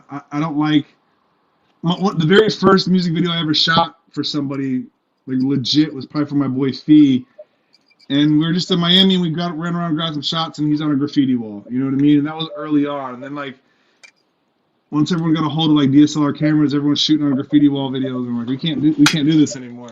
So we always try to make it different. We always try to change shit up, and whatnot. Especially visually, sonically too, but visually, I always like to. I don't know. I'm just I want to be I don't want to show you. I want to show you something that's going to draw your attention. You know what I mean? If I could get the Lord, in my personal opinion, if I get the Lord Hayes video in front of the right crowd of people that respond and react and I'm not for nothing. All my and I'm obviously I have fans outside the jungle world, but bro, this year when I dropped that, I had never seen so much love. Like, and not me asking, hey, can you go put this on your story and tag me? No, motherfuckers were putting that shit the fuck out when that shit dropped, and I was like, wow, like this is the love I'm looking. You know what I mean? Like, I get all types of love. I'm saying, like, you know, not the love, but like the support online from the fans, because a fan may love your shit, but sometimes you're kind of like, as an artist, you're like, but I need you to go send this to 5 of your friends who fucking love that shit. You know what I mean? Or that's their sound. You know what I mean? Like, yeah, that would definitely check it out for sure. Yeah, so I don't know. You always got to be different. I always got to be different visually. You know, back to what I was saying about horror earlier. He was like, you got to put something out. He was talking about visually that's going to top this, and I was like, you know, I don't think the next. I was thinking about shooting a video for I Ain't Fucking With Y'all. We were going to do some, like, I might still do this. I don't know, but I got a bunch of cousins in New York that ride street bike, like Rough Riders type shit, like pit bulls and fucking the bikes and all that shit, right? Yeah. So I'm thinking about like, and I'll get the idea. I was thinking about going there and kind of a little homage to DMX-ish, but you know, doing our own thing. But I ain't fucking with y'all. I ain't fucking with y'all. Get my boy Eddie, who did the second verse from Star Cult, or Illustrated, I should say. But is his name. But we thought about shooting something like that because we could get something, you know, real you know, in your face, impactful like that or whatever. Having But if I them don't, doing fucking jump tricks and shit. yeah, doing Bernie. And I used to ride bikes, so you know, my cousin will give me his bike. I'll sit there and do a Bernie and shit. I'm probably not gonna do no wheelies and shit and fuck myself up on the video set. But I'll sit there and do Bernies or get up on the handlebars or, you know, stand up on the bike, some shit like that. Like I'll fuck around a little bit. But I'd love to do that for a video because it's just that energy that I ain't fucking with y'all. And I think that'd be a cool street. And then not for nothing, now if I'm thinking about it businessly, that was just my idea, but business wise, okay, now you pull in the biker crowd. You know, the biker boys or whatever. So you get, you know, not all of them are gonna jump to my shit, but like you can, you know, like you get a little bit of different, and that's an afterthought. That's actually an afterthought that I just had now. But reaching a different base. Yeah, it's, you know, it's good to do things visually like that. When you do things visually, you always don't have to be the rapper wearing a hoodie and a hat. You know, I wore a suit in one of my videos. I got tired of wearing all the same shit or whatever. I didn't. You saw what we wore in the Lord Hayes video. And I'm trying to, if anyone's an artist out there, I'm trying to give you all a couple little gems. Like, change your shit up sometimes and make yourself stand out. Because, yeah, I could have done the dark video for Lord Hayes, and we could have done a fire in the middle of the desert in Las Vegas on BLM property, which is Bureau of Land Management. You can do whatever you want pretty much there. Shoot gun, and we got a lot of it in Nevada. And we could have had, like, the ritual seance video. But this was something... I saw this other church thing that was dilapidated in New Orleans, and that was our original idea, and we couldn't get in there, and we found these two places. So it ended up being even better than where we would have originally honestly shot the thing. And not that place isn't badass, but yeah, you just gotta try to. Did you say it was again? There was a place in New Orleans that we were gonna go shoot at, and it was like this old dilapidated church. I can't think of the name of the church right now. Shakespeare, something Shakespeare. Not like William Shakespeare, but something Shakespeare is this property, and you can look it up. It's in New Orleans, but yeah, he tried to get to it. It was all waterlogged at some point in time, and couldn't, you know, the director, because he was running around to places.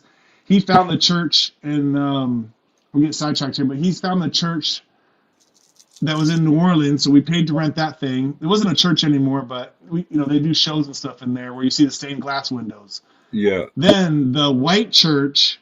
And everything else, the cemetery, the Masonic Lodge, all that is shot like 4 hours away in Mississippi. So what we did was when we got down there, we linked up like the first day. We had a day off or something. The next day we got to shoot, and we said, we've never been to Mississippi. It's 4 hours away. Let's do this the first day, because if anything fucks up, it's going to fuck up that day, and we're already far away. And if we have to, we can go back a second day.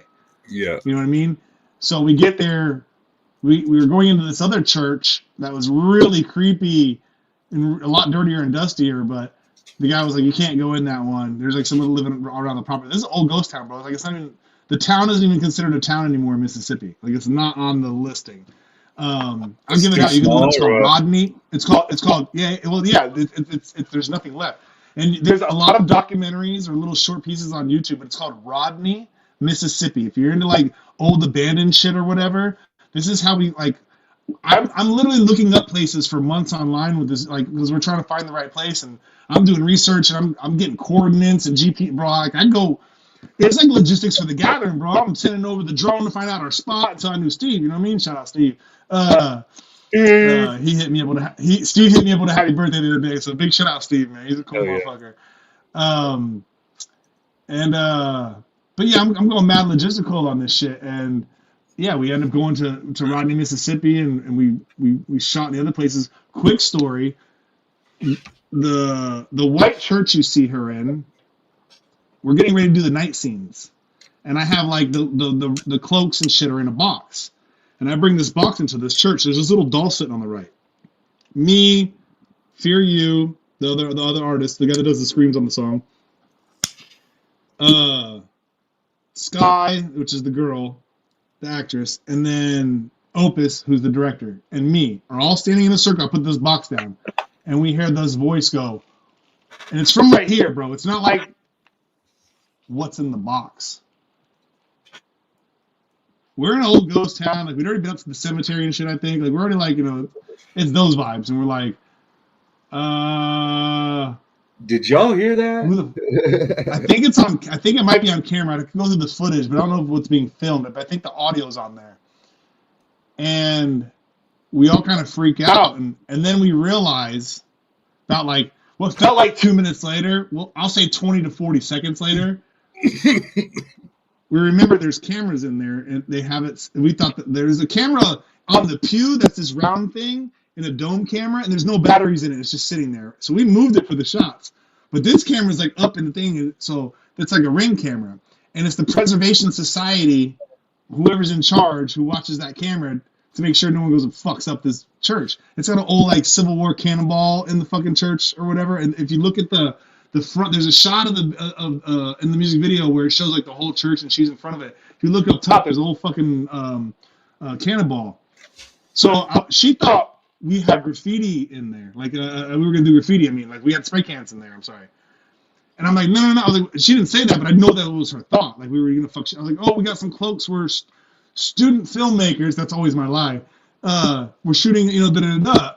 Okay, just make sure you put everything back as it is. And we're all like, ugh. But bro, for like 20 seconds there, bro, like, who the fuck said that? And there's a doll sitting in the window. And the doll's the doll you see in the music video. I purposely added that shot in there. But it probably was that doll. Dolls are fucking weird. Yeah. No, we ended up talking through the camera to the people, you know what I mean? But yeah, at the end of the day, it was a scary moment. We were all just like freaked out, like what the fuck? And not for nothing, we're in the middle of nowhere, dude. Like there's not a gas station for probably like over, I'd say at least 37 miles, dude, 40 miles. Look up Rodney, Mississippi, and y'all will see where the fuck we went from New Orleans. And then the next day we go back to New Orleans and we shoot at this church and in one of the quarters or whatever, in the lower quarters or whatever. And yeah, we had a security guard that watched the front, and you know what I mean? Like, it was part of their that's just what they do with their thing. We didn't hire security, but there's a security guard that, made sure everything was safe and told us where to park and all that. And super cool the way they, they treated us and didn't spend $1 billion on the music video. Like that's another thing is like going back to like coming up with different visuals. It's like, I've done stuff with nothing, like the bouncy video where the words are bouncing or whatever, that good weed. I just painted the backdrop in my warehouse where I was and drew some weed shit. I was selling tons of weed at the time, so that's why you see like a quarter pound laid on the table. I could have put a lot more, but I wasn't trying to look stupid. So, like you can do something with nothing, and you don't even have to have that. I took a ceiling fan and a GoPro. You know what I mean? It's a real spliff. It's a Drake beat that I stole or whatever.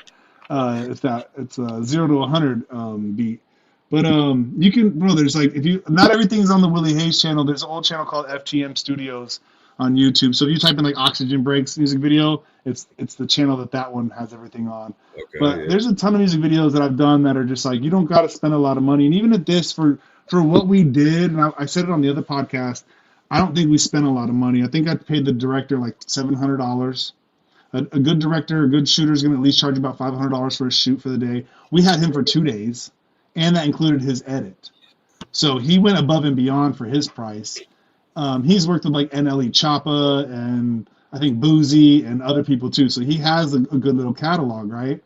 I found him through his ad on Instagram, and I was like, I like the visual, and this is, I see his darkness. I want to work with some of this on some of the other stuff he'd done, not the stuff with the rappers. But I think I dropped like $700 for that. I paid Sky some money to come out. I didn't really know Sky like that at the time. I knew her. We knew of each other, but like I didn't know her, and no one's gonna do anything for free. So I was like, look, I'll pay for your flight and I'll give you some money.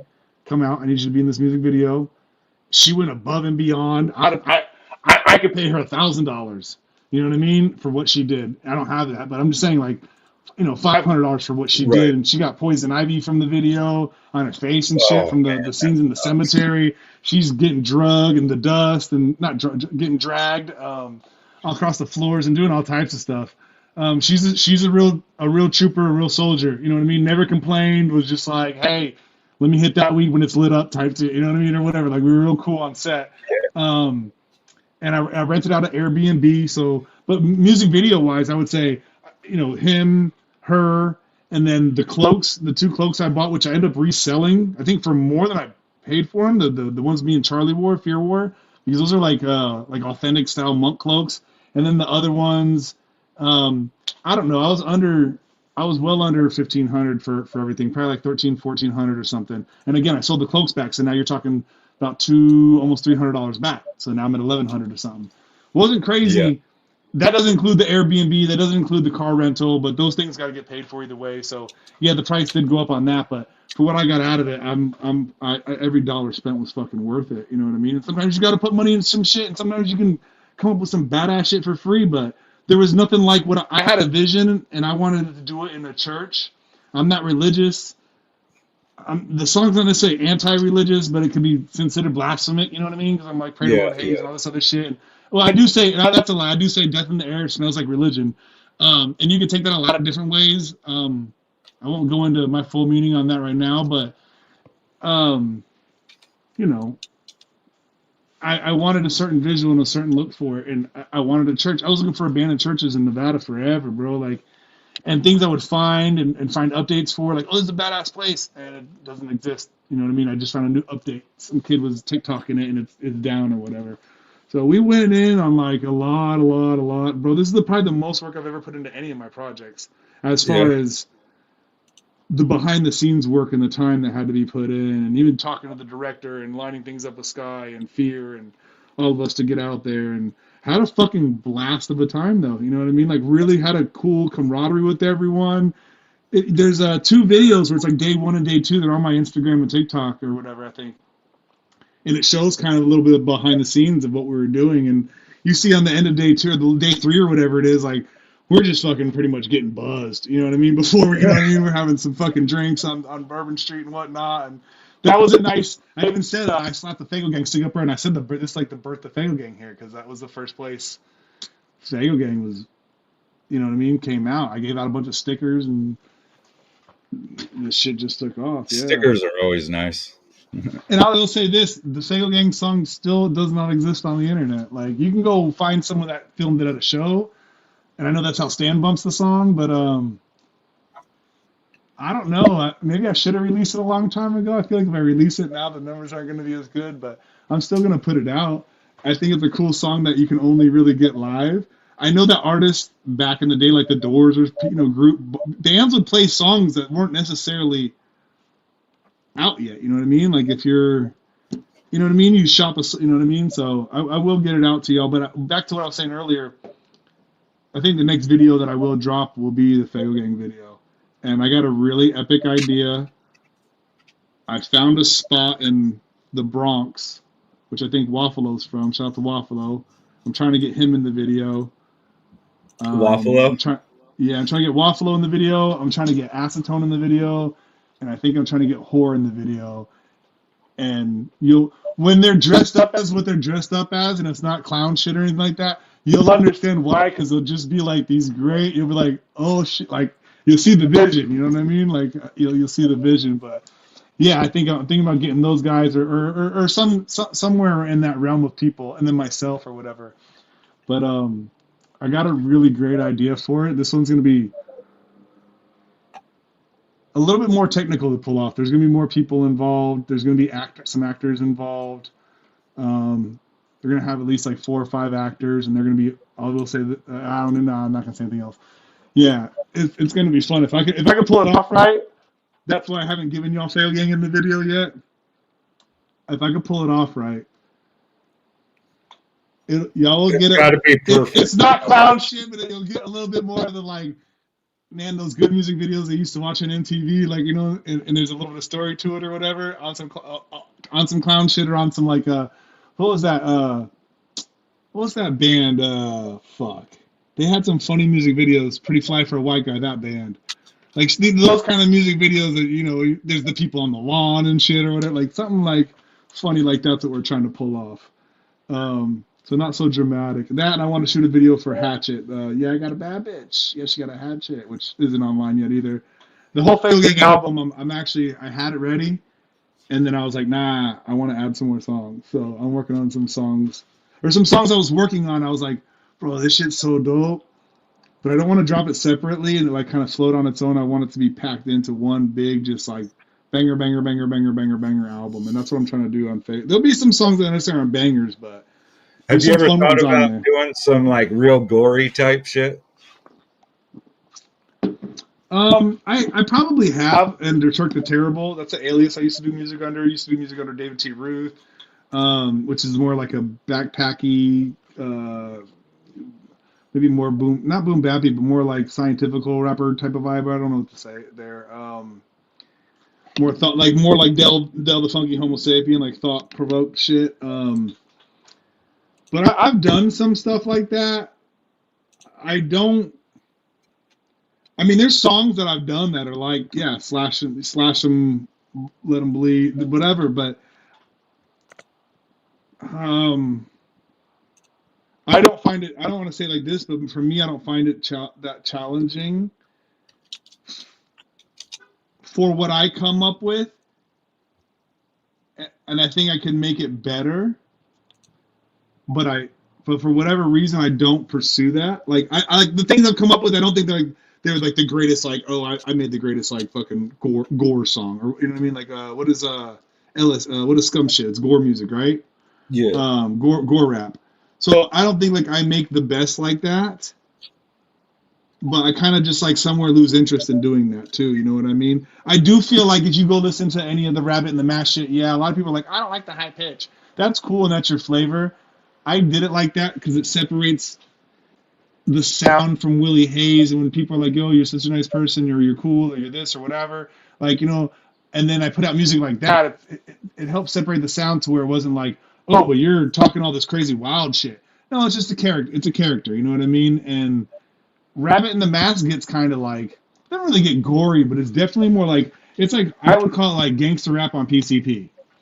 I've never done PCP, but maybe under another name I've done. Is PCP ketamine? Something? Anyways, whatever. I've never done PCP. So. That shit, I tried it once and it made me paranoid as fuck. Yeah, but people be seeing demons and all that shit. That's why I say like it's like gangster rap. It's like shit I wouldn't say as Willie Hayes. I can go do in Rabbit in the Mask, and in the high pitched voice, it's almost kind of funny to be like, "I'ma shoot you and kill your neighbors. Wave to me, hi, I'm the Strangler. I gotta go back inside and release my anger," or whatever. You know, whatever the line is, something close to that. I paraphrased it, but that's a song called "Home Invasion" by Rabbit in the Mask on the Rabbit in the Mask album, the second one. But I just get like, it's fun to back to what you're talking about, the gang shit, right? And in the not Lotus, what were you saying? Riders. Writers, yeah. I get to say fun, wild shit with Rabbit in the Mask to me that I can do in my normal voice or whatever, but I get to say it as even more detached. I'll give you an example, and I didn't do it off of this, but you ever listen to Mac Miller? He has an alias called Delusional Thomas, and he raps in this high-pitched voice, and he says a lot of shit that's kind of a little bit more gangster than his normal, you know what I mean? Eating acid and shooting guns, So that's kind of like where the Rabbit kind of sits in that world, and it's kind of like I get to say all this fun shit. It's like being an actor that I wouldn't say, or I necessarily don't even agree in saying. And there's some gems in there that I do say, but a lot of shit's wild. A lot of shit's like wild sexual. Like she's an atheist. She's an atheist. So why you think she's on her knees, bro? Like, you know what I mean? Like, it's a funny rap line, but like in the Willie Hayes song, I'm probably not going to be like, you know. However, I did do the Nice Guy song, because that was a line from I'll tell you a funny story. That was a line from We Go on Tour Shooting Groupies Like Whores. Want me to lie? Okay, I'm a nice guy. There's a dude, the dude that's on the new album, Illustrated. He's on the song I Ain't Fucking With Y'all. We did a song back in the day for his group called Star Cult, and in the song I said something about, the song's called Got That Fire or something. I say something about my mandibula oblongata stimulated. I'm fucking faded. And if Stan's in the room, he knows what's up. He took that line, I'm faded, and sampled it and slowed it down. I'm fucking faded. And then he does this song. If you're at the live shows, you'll see me do a song. It's like, I stay low, but I gotta stay high. I'm fucking faded.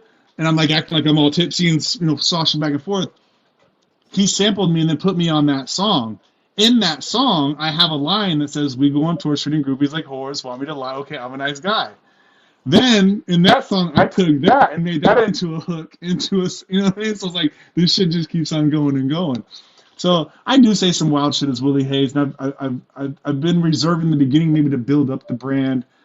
I've always said wild shit as a rapper, bro. Like I'm on all types of levels, but yeah, but you're not doing like full albums either of that type of stuff. Well, the Rabbit and the Mask is, well, they're EPs. There's 2 of them. That's 8 songs. I mean, you're close to a full album at that point. But I like a little bit shorter stuff to put out. But yeah, I'm not for the most part diving into something as an artist. Like I was saying earlier, I'm gonna create whatever I'm feeling. Yeah. And if I'm when I'm in the mood and I'm ready to get another, some more Lord Hayes or a different Lord of the Flies volume, because if you have the vinyl on here, it actually says, y'all probably won't be able to see it, but inscribed on like the inside part in here, I'm not gonna be able to show it on there, but it says like where does it say? Lord of the Flies Volume 1 right here. I can see it. I don't think y'all will be able to see it, but in there somewhere it says Lord of the Flies Volume 1 inscribed. So my intention was always to give you guys a second installment of this. I think the hard part is going to be, not the hard part, but I want to keep the sound somewhat similar, and I'm going to probably have to talk to a couple producers to make it like that, because I'm not going to just find beats online the way I originally bumped into this producer online. I don't feel like that was just a fluke kind of thing. So, but yeah, I have some, I used to do Halloween, and I did them for like 10 or 13 years. And for the most part, I didn't ever put my raps on them. There's a couple times where I'd have a song, or I'd jump on someone or jump on someone's song, or do a feature. And I'll do some dark shit, bro. Like, I like dark shit. But I think for the world, I have to be, you know what I mean? It's not to not let people identify with darkness, but I don't want to go too dark, because I'll stay down there probably. I'll like it too much. You know what I mean? Yeah. I'll Beelzebub that. I'll really be Beelzebub, bro. Like, when y'all think Lord of the Flies, some of y'all just think about this book shit, bro. Y'all need to go look up. Actually, Beelzebub is how you say it. There was a version of him in like the Christian, but there's a version of him before that in Philistine. And yeah, but really, he was called Lord of the Flies. That's what it translates to.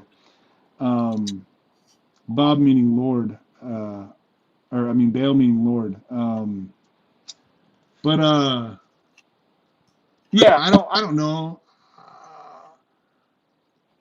I also have a kid too, so I try to think of some of the shit I say, but then like you get shit like Rabbit in the Mask, where I'm just like, there's a song called Slut, or whatever. I think it's called Slut or something. You know what I mean? Like, and I say some wild shit, bro, but I'm an artist and I'm gonna put out what I want to put out. There's no rhyme scheme to it. I'm not gonna be in the majors, so down here I can do whatever the fuck I want. You know what I mean? I wouldn't want to be up there. I wouldn't want to be pushed around and carted around. And I like the crowds I play for. I like the people that support me. I like having more, obviously, but to a certain extent, I don't think I'd even really. You see a lot of artists, bro, who've gone major, who you either don't see it all anymore or just stay down in the underground. You know what I mean? Because what's up there isn't really all that great, and I can't speak for him. I don't know him by any means. Asher Roth, bro. Asher Roth came out with that college song, right? Asher Roth is a dope fucking artist and a dope ass rapper. If you ever go listen to his shit, go listen to his shit after that. Go listen to the Tangerine album. Go listen to the other shit he's done. He's done a lot of weed shit with like Devin the Dude and shit like that. Like, he's a dope rapper. Like, he's a rapper. Like, there's rappers. To me, he's a rapper. You know what I mean? Like, he raps. Like, he's a wordsmith. He gets like it. R.A. the Rugged Man. Yeah, there you go. But, I'm sure like that, whatever happened with that whole I Love College shit and like, I'm sure that shit got played out, bro, and just it's not the tits, bro. You know what I mean? It's really not. Like, a lot of that shit's fake, and you gotta be fake, and then you gotta, like, I already got to smile when I don't want to smile sometimes. You know what I mean? Oh, yeah, for just sure. keeping it real, bro. It's a little different of a podcast. I'm just keeping it a buck with y'all today. You know what I mean? Like, it's been a day. That's all I can say. Yeah, this boot camp thing Kyle was talking about here in May. It's someone said collab. Just all you have, anyone ever wants to collab, DM me, bro. I'm pretty easy with collabs. What is this boot camps? It's a 2-day festival they're putting on. It's for charity. It's for homeless veterans. Nice. Shout out to and they're doing vets. Like I think it was like $25 or $50 spots, and all of that goes to the homeless veterans charity. Shit, I might be able to. What is that? May 20th? Well, I got something in May too, but remind me of that, bro. Send me that shit. I'll For sure. It's May 23rd and 24th. Are they looking for artists for it? Oh, yeah. Okay, yeah, send me that then. I'll definitely see if I can't.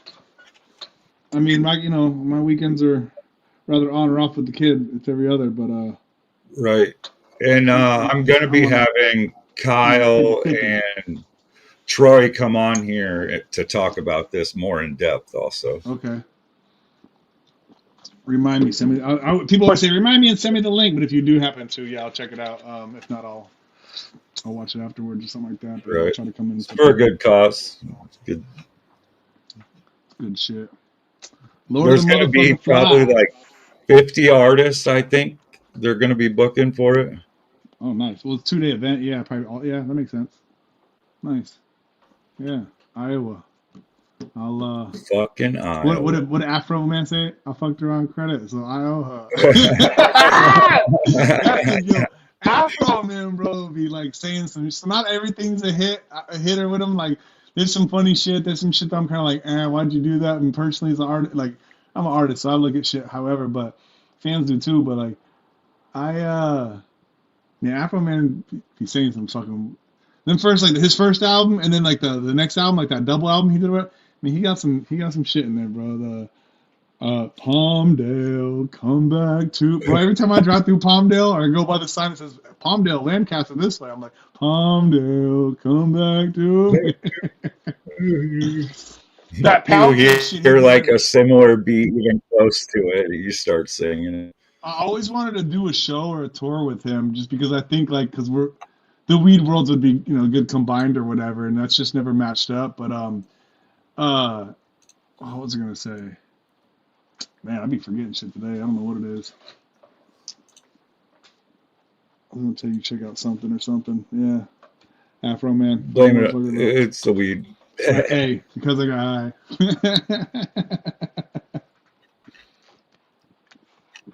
Hell yeah.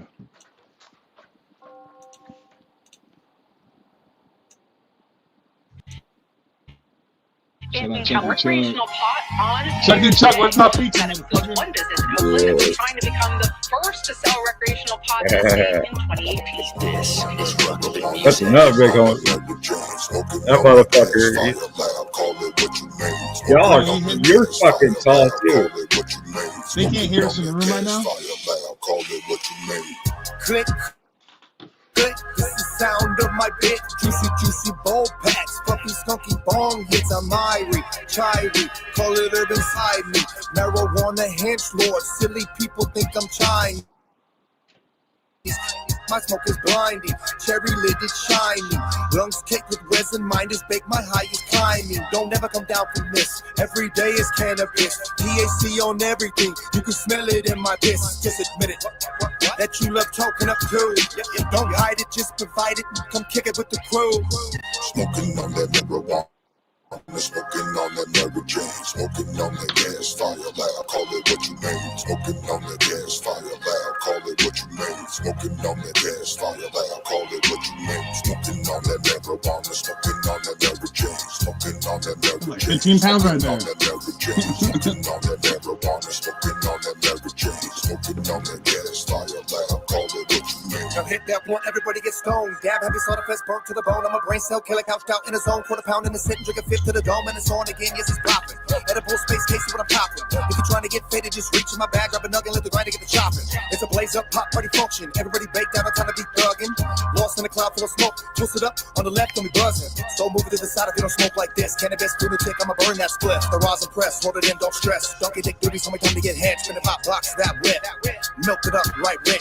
Got the raw cone rolled up, perfect fit with the funky feel tip. And we swerving in the lane, cloud 9 shit. £1,000,000 rolls down, it's a banquet. Keep it moving in the cypher, burn that shit. No side runs on me, just keep it lit. Smoking on that marijuana, smoking on that Mary Jane, smoking on that Mary Jane, smoking on that Mary Jane, smoking on that marijuana, smoking on that Mary Jane, smoking on that Mary Jane, smoking on that Mary Jane, smoking on that marijuana, smoking on that Mary Jane.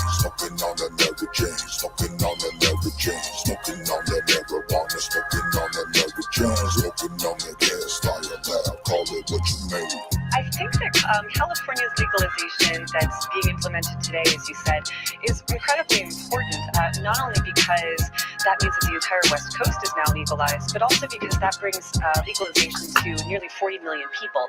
California is, of course, the nation's most populous state. And they're doing a lot of things differently than states have done before since legalization began in 2012.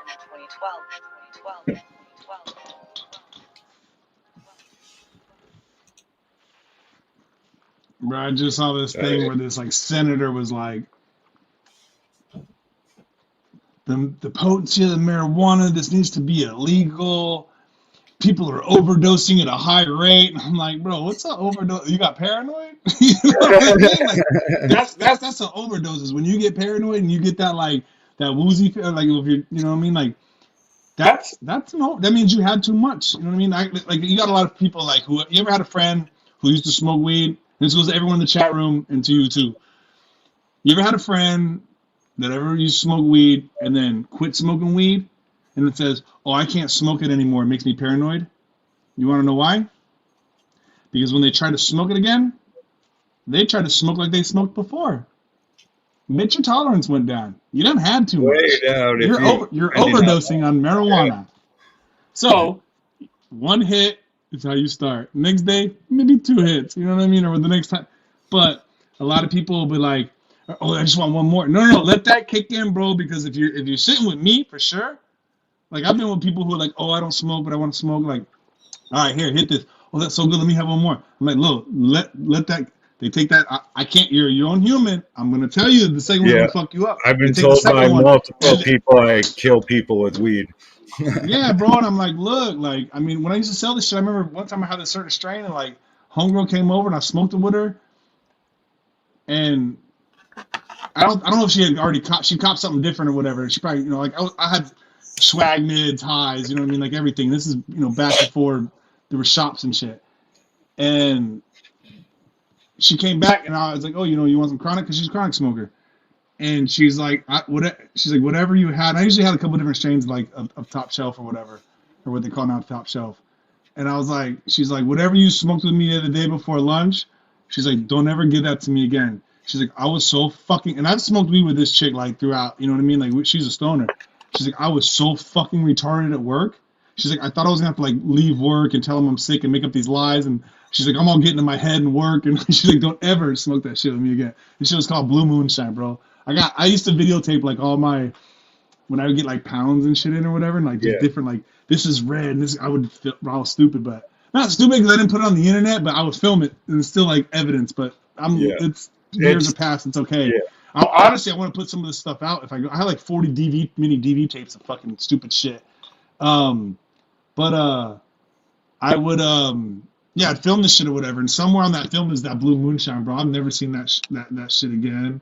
I've seen weeds that are close to it. This kind of almost reminds me of it, and this is the closest thing I've probably ever seen to this blueberry cake, but not quite, because it was just more, I don't know, you'd have to see the footage to look at the buds. It was just like pointy and prickly and fucking crystals everywhere, and this light, you know, it's like a light greenish blue, and just fucking. Remember that Black Russian?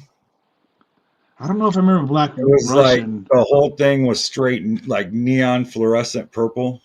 Like I remember I was gonna say it was probably a dark weed. You know, I think in like something like purple. I might have seen something like that at one point in time. Yeah, there was no green at all. It was straight neon purple.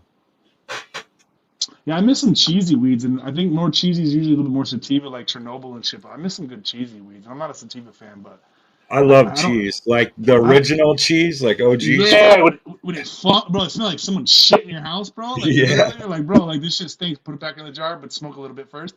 Like that type of shit. Like I've been looking for that for like 10 years. You ever see Chernobyl? Try to grab Chernobyl because it's usually a little cheesy.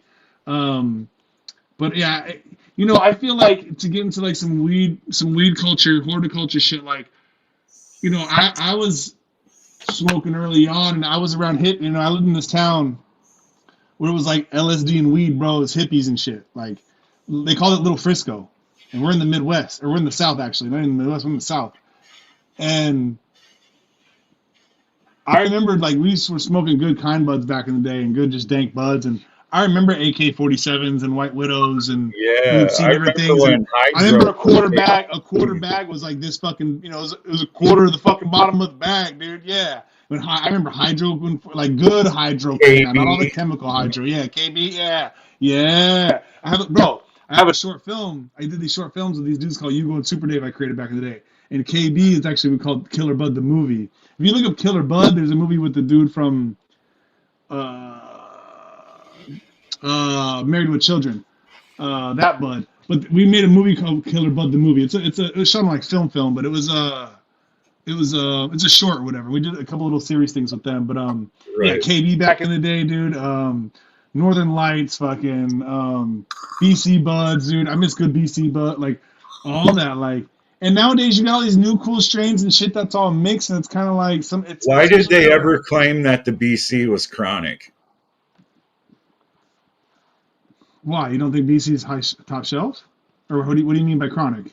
Oh, I was just People have remember that Cottonmouth Kings? They said it way back in the day. Why is everybody claiming that the BC is chronic? Oh, well, I don't know. I would assume that I can't pull that bar off the top of my head. I'm gonna assume they're just kind of like bashing their weed and saying that their NorCal and their weed's better. You know what I mean? Type shit. That's what I would think.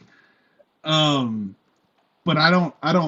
To me, I mean, BC buds are fucking chronic buds or whatever you want to call fucking. Chronic is only a term because of Dr. Dre in that sense. You know what I mean? Like dank buds. We used to call it shit green bud back in the day. You had green bud or you had swag bud. You know what I mean? And like green bud was normally like the top shelf, but at some point in time, green bud just kind of turned to like homegrown good shit. And then we started calling the top shelf shit the chronic. I remember like when Dr. Dre had and then that fucking shit that was just good back then was called mids, and then they just called it mids or something. Well, yeah, I think we were calling mids green bud at first because that was usually just like some homegrown or outdoor shit. But then motherfuckers started taking like the little like we called them acid bottles because you could put a bunch of liquid acid in them. But the little acid bottles, the flavor shit, the blueberry flavor, and they'd be like dropping that shit on weed. Be like, I got some blueberry, and I'd be like, look, bitch, I was smoking when you was still scared to smoke. You know what I mean? I was smoking when you was scared to smoke. Go listen to Total Loc, bro, and it tells you, it's like, I was in this shit way before the shit got trendy. I was in high school selling to a Wendy, trying Ashley, Nicole, and Hank. Yeah, motherfucker, I got the dank. And that's real shit, bro. I was in high school selling that. There's a song on Last Night in Tokyo called Let's Smoke with me and my boy Vetty Gooch. Shout out Vetty Gooch. And I said something about like selling to my high school teacher. I can't remember the line right now, but like selling to my high school teachers. That's real shit, bro. I remember my homie selling giving the teacher the acid and me giving him the selling the same teacher fucking weed all the time, bro. You know, like real like more than one teacher. I was the kid that like, you know, kids' parents back then at least wouldn't smoke weed when it was completely illegal. There's no record. There's no medical is like the 6 people on the government bill at the time, right? I remember having people like I remember hold on, where was I going? I remember parents wouldn't smoke weed in front of their children. You know, we knew so and so Bob's mom smoked weed. You know, we could smell it, but she would always like deny it or whatever. But at some point in time, without Bob knowing, I'd be rather smoking weed with his mom, or selling his mom weed. You know what I mean? Like I was that kid, and I was always like zip. You know what I mean? Like business is business. I don't know. You know, hey, but parents would also know too because when I would come around their house, it's not like we sprayed cologne. Like I'm reeking of something nasty. She know that she ain't got, and it ain't what's missing out of her bag that her kid stole. I'll give you a real story real quick. All these are real stories. I don't lie, but back in the day, I don't know if I told this last time on your podcast. Back in the day, I used to smoke weed with this kid named Anthony. And I don't think you do. So we played baseball together. And I'm not lying when I said, I just told you part of this the other day. We were sitting in the outfield picking daisies. Baked. And the coach was like, what are y'all doing? Get out. We're like, you know what I mean? Just fucking do. We didn't even give a shit. We were fucking. You were only stoned? You weren't tripping or anything? No. Just baked from this weed that he stole from his mama. And his mom would smoke bud, but would get really good bud when her dad, his grandpa, would come to town. Never met the dude, okay? I'm gonna put it out there. Never met the dude. But he would steal from his mom. And it was from his grandpa's stash he'd get to the mom when he'd come to town. My buddy's name's Anthony Brewster. I probably shouldn't be his government now, but I don't care. His grandpa's Willie Nelson. I was smoking Willie Bud in high school, fool. Real talk. Like real, like early, like not even, I don't think we were even driving yet, high school type shit. You know what I mean? Like 14, 15 years old smoking. I acted like 14 or something like that too. But yeah, smoking Willie Bud in high school, bro. Like, and my other buddy's mom, rest her soul, my boy Shelby, like his mom used to like, bro, we'd go in her closet. You know those like filing cabinet boxes, and you could fit like, a bunch of.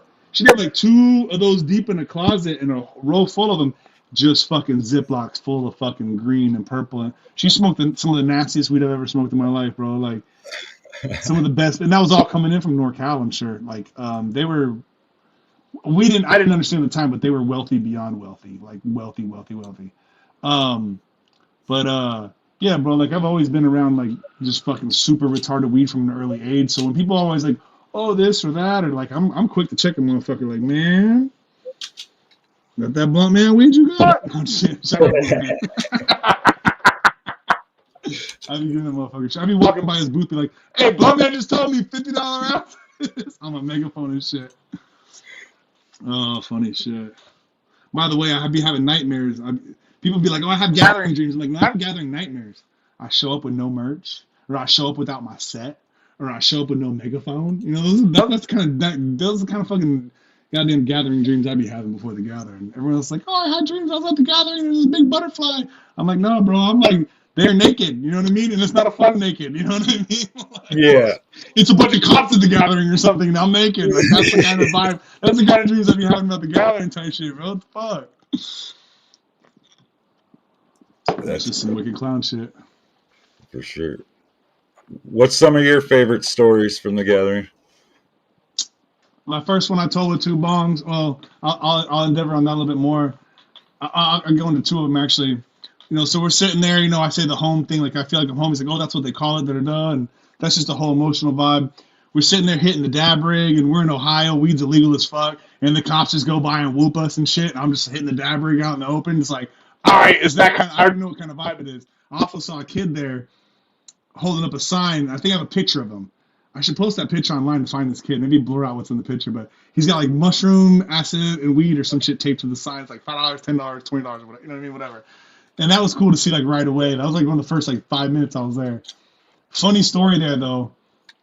When you leave main stage and you go up to the right, kind of like almost like where I'm at for Ballers now, but you go to the right, that the last little property before it turns into the porta potties and the Ballers. Like there's a little, like 2 bunks and some homies that were there. So we're standing there, and I don't know nobody, bro. So I'm just, I'm still on my own road, whatever. I might be saying what's up to somebody, but I don't know any of these people, so I'm not really talking. And this dude, just like this big dude, I'm talking like, bro, I'm like 6'1". So this dude's big, you know what I mean? Like 6'4". I feel like he's 6'7", but he's probably like 6'4", 6'5". This big dude comes up to me, he's like, hey, show me your butthole. Bro, I'm green. I don't know what the fuck you're talking about. And I'm like, the fuck? And he's like, no, seriously, pull your shit down and fucking show me your fucking butthole. And I'm like, I don't know what kind of weird ass gang shit this is, but like, gang initiation shit. What kind of weird ass gang I'm like this, bro. I'm like this again. Dude's up to here on me, right? Even to this, like, well, we'll get into it. He's up to here on me. I'm like this, and I'm like, fuck you. I don't know if I said fuck you, say, but I'm being a little bit like, I gotta throw my chest up. You know what I mean? Like, what you say? You know what I mean? Like. 2 bongs catches wind of it or something, spins around, and someone else realizes the situation or knows me or whatever, and they're like, because I knew Juggalos before I got to the gathering for the first time ever, but some people knew me, or I knew some people anyways.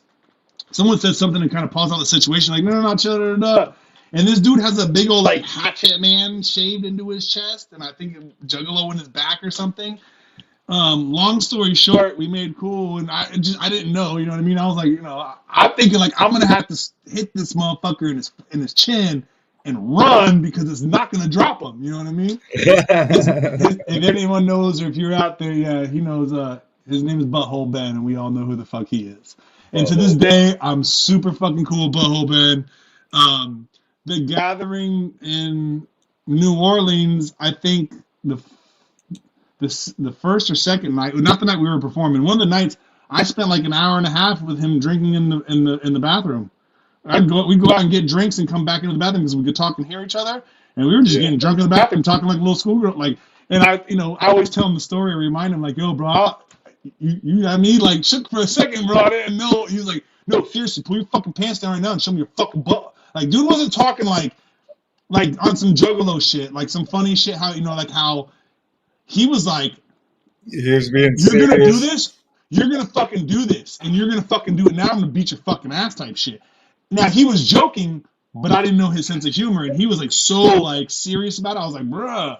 So that shit was that was funny. Other gathering memories is like everyone hates Oklahoma. I liked it minus all the cop shit, but I remember tripping balls on the top of the RV, and my boy eventually like he went down and he's sitting down on the ground by the little RV, the little merch tent. It's nighttime. I'm sitting up there seeing everything, but as people are walking by and saying things, we hear the same shit. And we're like just laughing at the same time, and then like look over at each other. And we don't have to say anything because we're just on that vibe. You know what vibe I'm talking about, like that good LSD or telepathic vibe or whatever. So that my boy Slide Till I Die. He's actually pulling up to this gathering. Hopefully he's performing. If I get a set, I'll pull him on mine. He was on my set that year in Oklahoma, but that was a good one. Man, I had a lot of good vibes with two bongs and stories. Some I won't tell on the internet, but Super Gathering was fun, being at the top of the hill and Funk Yo Hill, you know what I mean? I like the acoustic set a lot. That was one of my favorite things that year. Yeah, that was pretty dope. I had to dip out. What's funny is I'll tell you this, I had to dip out that year day. Well, I dipped out like 2 days. Well, I didn't do the last day, like that Friday night or something. I left. And I had been telling people all weekend, get out of your fucking car and gather, because everyone was driving around at the Super Gathering. And it's funny because as I'm leaving, and I'm leaving early to make sure in case the flight's missed or whatever, I'm gonna make my daughter's birthday type shit, right? And and I didn't, and the baby mama had kidnapped her, and that's a whole nother story. But I'm trying to make sure I make it back no matter what. And as I'm leaving, someone yells out to me, "Get out of your fucking car and gather." Some girl's voice, right? That's what I've been yelling to everyone else. I can be mad.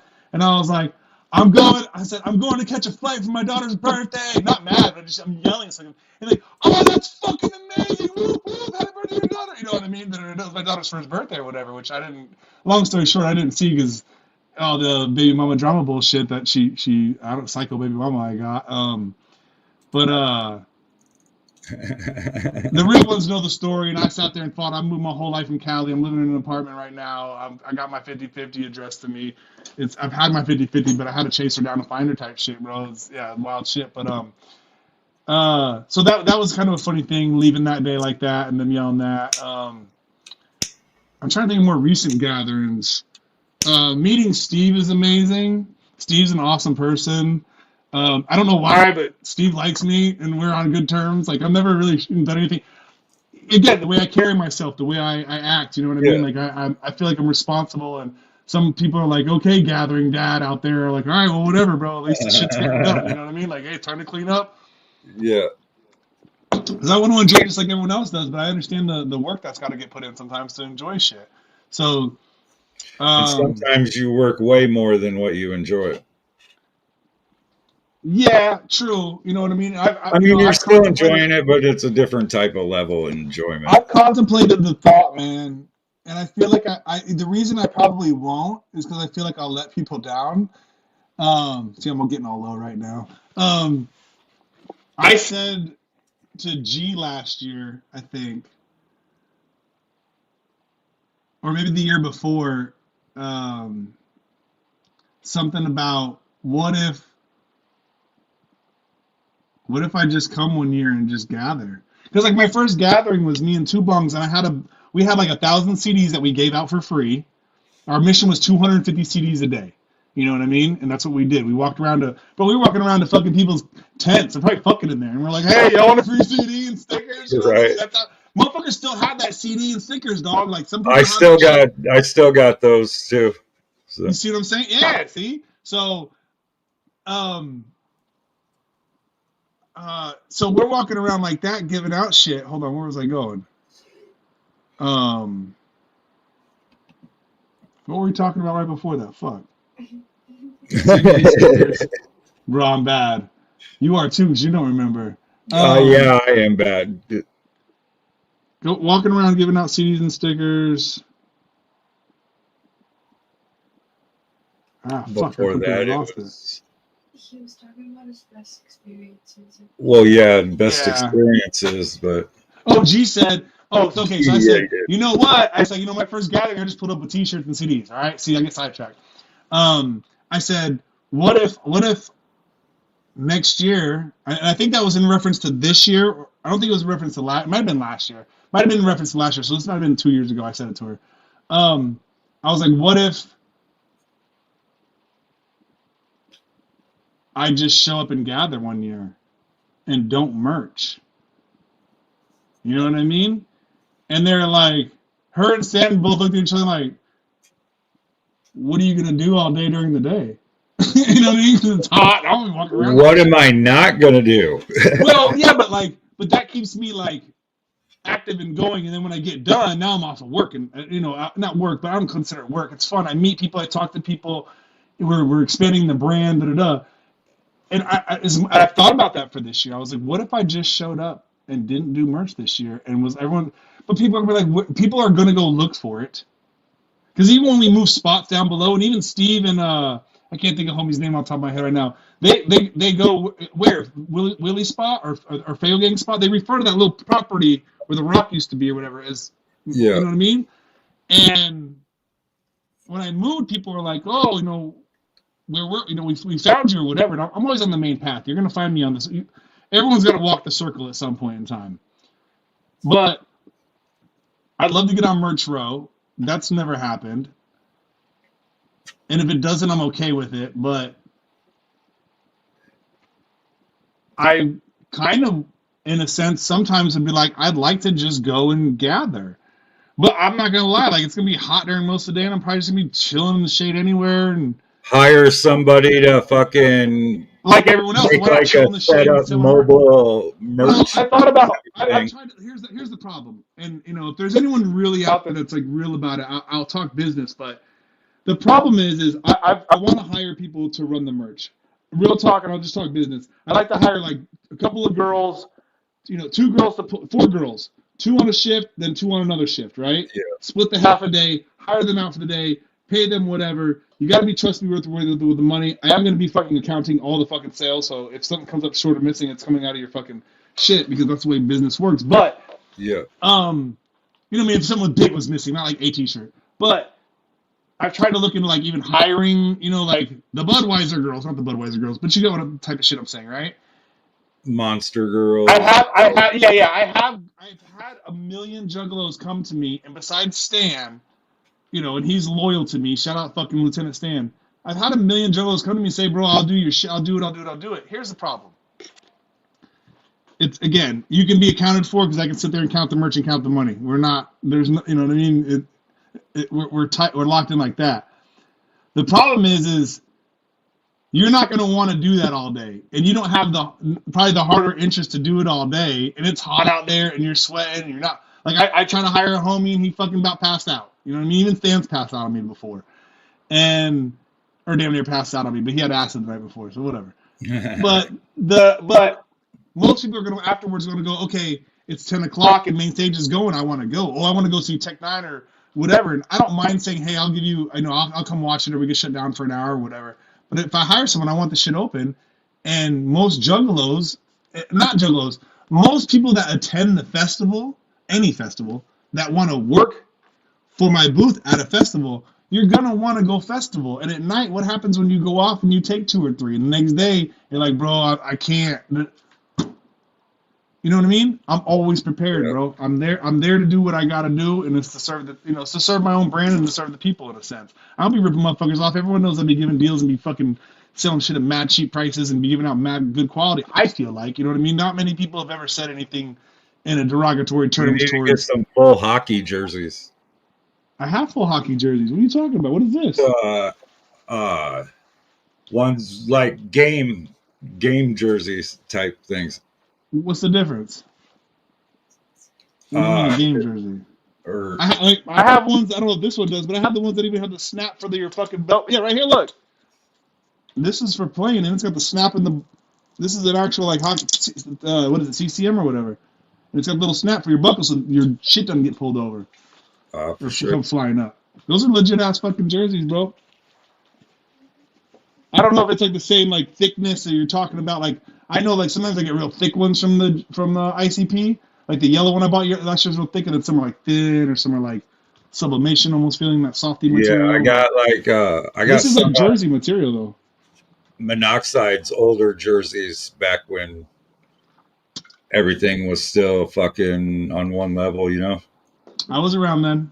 Yeah. Well, they were on the. I think they were on separate labels, but I was They were around them still because they. cool, right. I watched Twisted pull up to the third stage. I can't think of what it was called. It doesn't matter. But it's in the third, because they used to do 3 stages. Now it's pretty much 2 stages, and then the third stage is the event stage. But they used to have artists on the third stage, and when we used to do that stage, I remember Twisted pulled up to watch Gmo Ski perform, and then they signed him, or somewhat near afterwards was, but that's what that was about, was like they were coming to watch him and check him out, and he was already I'm sure on their view or whatever. And they pulled up. I remember them pulling up there and them watching him, and I was like, "Oh shit, that's Twisted. That's cool." And my boy had, I think, put in my ear pause something about, them, prospect, have him as a prospect or whatever. And then he was signed a couple weeks later, or signed at that gathering or something. I don't remember, but yeah, I remember all that. Like, and now there's a there's a line. I'll say this as an artist.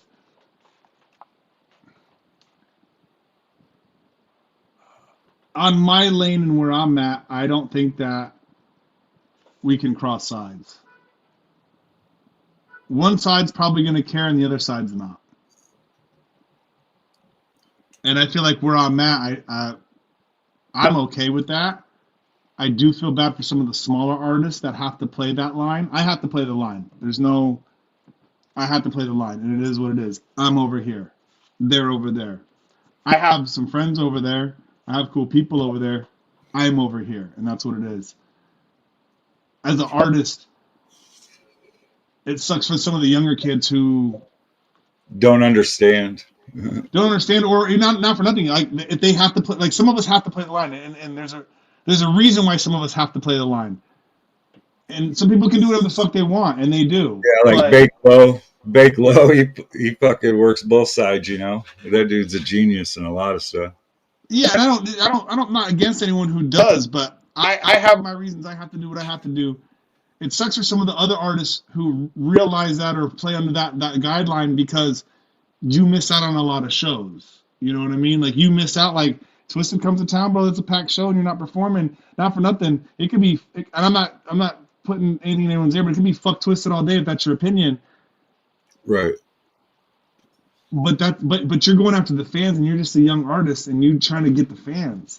You see what I'm saying? That's where I saw it hurt in the underground. Like, aside from like the fans, I saw it hurt in the artists a lot, because if you work over doing shows with this person, if you think WIL E HAZE is sitting there jumping on a Twisted tour, and then they're gonna allow me on second stage, I think you're out your fucking mind. Because I don't mean I'm the biggest, baddest thing out there. But I know there's like 4 or 5 of us that are there's C17, and there's about, out of the other artist music, I think there's about 4 or 5 of us, maybe a couple more that are predominantly known for whatever reason. And if we go over there and do something, we're not gonna be as welcomed back. You know what I mean? And that's not the only reason I don't do it. I'm just saying that's a reaction of the situation of what it is. Right. I'm loyal to the soil, baby, like E40 would say. You know what I mean? I found this shit. This is where I found it. This is who it was founded by, and I fuck with that. Anything else, you can go the other way. And I don't, you know what I mean? I don't want to lose fans over it. I'm not completely saying, oh, fuck all this and fuck that side. I got somebody technically, affiliate. I'll just use the word affiliate, very heavily affiliated with me, who's on that side and does shows over there. What do you think the actual hate homies though? You know what I mean? Like that, I'm not gonna. This isn't Tupac Biggie shit. You know what I mean? It's not like that. But like, I'm not gonna hate on them and ride on them for that. But I will call them up. You know what I mean? Like my homie went to a show the other day, and I was like, oh, I didn't know you were a fucking Twizzler. I'm gonna call it out, bro. You know what I mean? But I'm not sitting there being the artist. That's me being personal with him, my homie. I'm not being the artist out there. I'm not making a song called "Fuck Twizzlers" because that's honestly a lot of it's not my business of what happened. But I'm a juggalo and I'm down and I'm here and I'm down till I'm dead. You know what I mean? Like it is what it is. What would you say the real reason over this beef is? I think there's things that we don't understand. Because just like, okay, if you and I don't know if you have brothers and sisters, I'm an only child. If you and your brother got into a fight, you and your mom got into a fight, and now most of us don't, a lot of us do, you don't go post it online and tell everybody, do you? You know what I mean? Oh, my mom, said I'm a piece of shit and I'm never going to amount to shit. Not everyone's going to post all their personal life online. So there's a lot of things that we don't know that's happened. I think there's obviously I'm gonna be real light and tread. What's the kid's name? No, you ain't gotta lightly trend. No. I'm how I say it because I want to be respectful. Oh, for sure. There's the young wicked situation, right? Which is a big tear, and in that they didn't, from what I understand, that wasn't cool the way it went down, and then he's on their side and they're accepting to him and. He did some shit he shouldn't have did, or did some shit shady, or just didn't do it like appropriately. I don't know, wasn't there. These are just things I've heard, and I think a lot of things happened monetarily that maybe, if I was to say it like this, they had a contract. They eventually didn't like their contract and felt they were due more. But what you don't realize is when you work under a house, everything the house really did for you. I mean... But the plan back in the day was to go off and branch off. You know what I mean? Was it always their plan? Was that their plan when they signed? Was that their plan when they signed? Records. Was that their plan when they signed, though? I don't know, because I don't know everything, and I'm not super OG. You know what I mean? I admit what I don't know. I'm not like, oh, I never fake. But did they know that at the beginning of the signing? Was that the plan? That was in like the mirror era. Okay. So it's still early on then, I would say. Yeah. And I don't think that there's anything wrong with doing that and branching out and making their own the label thing, but I think just, bro, it's like having homies and homies fight, you know what I mean? Or I don't have brothers, but brothers fight, and I think that there's a lot of shit behind the scenes we don't know. I don't think that was the first time someone fucked somebody over. You know what I mean? On a personal level, or fuck somebody's bitch, or didn't get paid. I'm not saying that ICP didn't pay them right, or they didn't pay that, or whatever. But some money got fucked up somewhere is all I'm saying. You know what I mean? On either side, maybe they owed the label money and they didn't pay back in time. The label's like, all right, cool, we got you, but we're tired of getting it. You know what I mean? Over time, it was like, they wanted to be the bigger, and in my personal opinion, I'll say this, in my rap opinion, before I even knew Two Bongs or Oddfather. I forget to mention, I didn't mention him, but he's honestly the first person that told me what a gathering was. Before I knew any of those guys, and I knew some juggalos in my life, but I always respected the clowns. I found them on like Napster or some shit or whatever it was. You know what I mean? Like, always respected the clowns. I think it was because they did the Eminem diss or something. And no, I had heard Chicken Hunting, so that was probably before then. But I had always heard the clowns, and in my personal opinion, and this isn't to shit on anyone, my fans, I'm sorry if Right. you don't like my opinion, but I'm just being true. I did not like Twisted. I'm not saying Twisted isn't talented. I'm not saying that they can't rap. To me, I accepted the clowns because it was Insane Clown Posse. It's in the name, it's in the look, it's in the image. You know what I mean? I think the music goes way deeper than that, and especially now that I've delved in and stuff. But to me, watching Twisted on, let's say, MTV or something, I was like, who are these, like, I'll just say it. Who are these white boy wannabe gangsters dressed up like ICP, bro? Those are my thoughts. You know what I mean? Like that's how I felt. Like I don't mean like white boy like that, but like in a game, and predominantly at that time, you're talking still what, like they came out in the late '90s, early 2000s or something. I think Twisted came out, right? Like Uh, somewhere in that. 97, 98. Okay, yeah, that's what I was thinking. '98. Okay, so when they came out around that time, because the clowns were already out. Clowns were out before. I think like '96 Tupac, like that. I break down years like that. '97 Biggie. At the time that they came out, think about what you just said. 1998, Lost Boys was on the radio. Okay, it's Redman was doing things. Gangster rap was still moving. You just had Lost Biggie and Tupac. 50 Cent hadn't come yet, but we're still in like gangster rap. You know what I mean? And these dudes, to me, I probably didn't even hear what they were saying. I'll be honest. But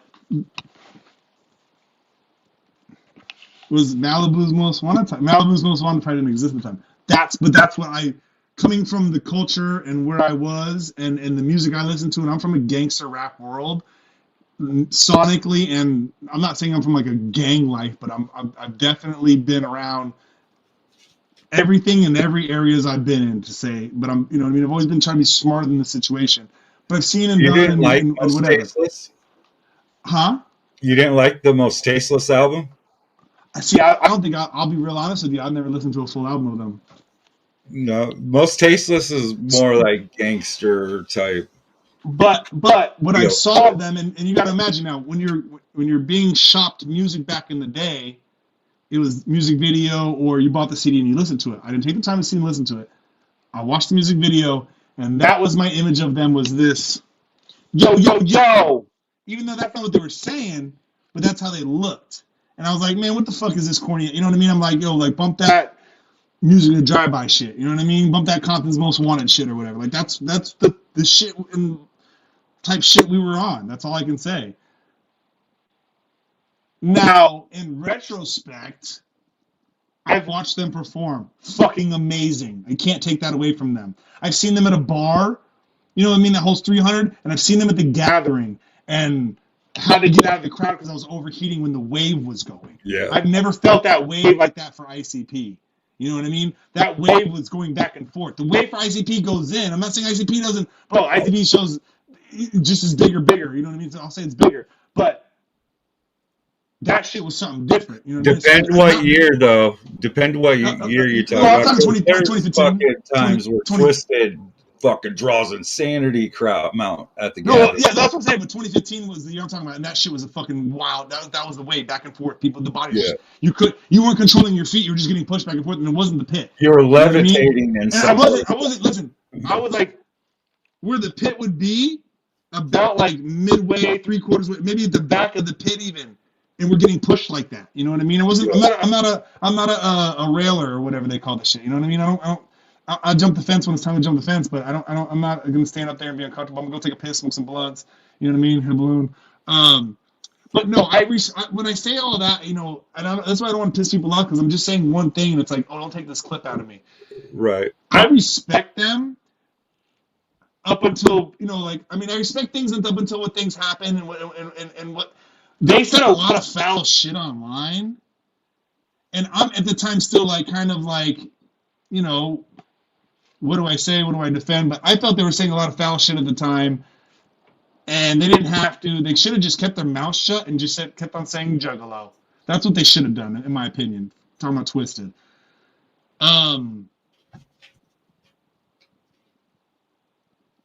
but I don't disrespect what they do.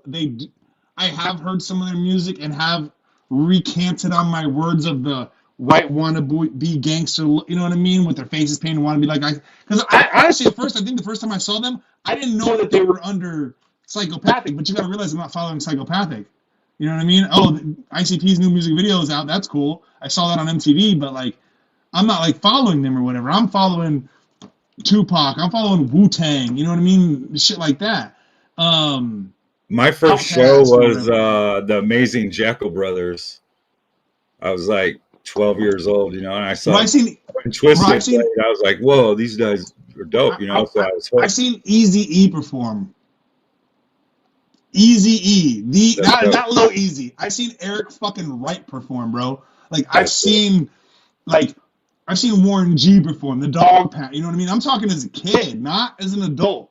You know what I mean? Like, so that's the, you know, I'm in a different. That's why I say when people ask some certain questions, I'm kind of like, I can only give you what I know and my perception of what I thought at the time too. And I thought a lot of like shit was corny, bro. Like I wouldn't listen to R&B or other musics or whatever. I'm like, yo, I'm listening, bro. If it ain't like Bang Bang Shoot 'Em Up, gangster shit or some, or not for nothing. I listened to some other shit was in the rap world, but like a lot of shit I just didn't care for. I was just like, I thought everything had to be hardcore. You know what I mean? I grew, obviously, but that was me early on, and that's what it was about. And so, yeah, again, when I saw them, didn't even know they may have been signed to ICP. I'm just like, who are these fucking ICP one guys like the face painted? Like this shit's corny, and you know what I mean? Next or whatever.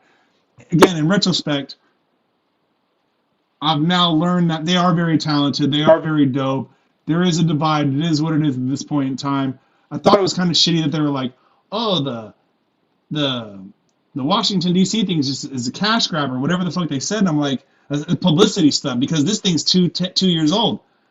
2 years old. I just went to court last year for gang shit. When I say gang shit, I'm talking juggalo and fail gang for my child. For custody, even though I already had custody.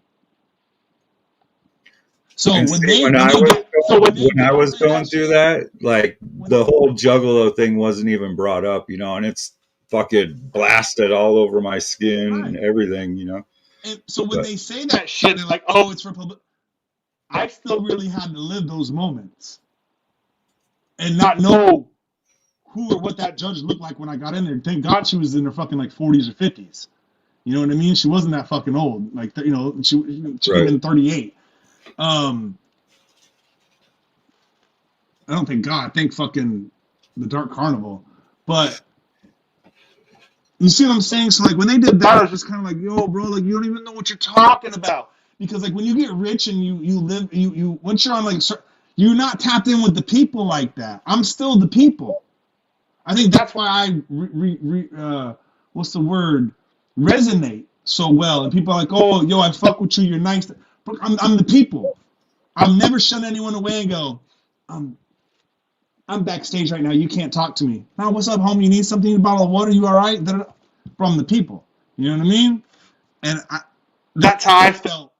I felt butt hurt when I heard them say those things, and I wasn't going through everything I was, but the juggalo shit had been thrown shit at me. You know, from my ex, she's like, you know, it's your lifestyle.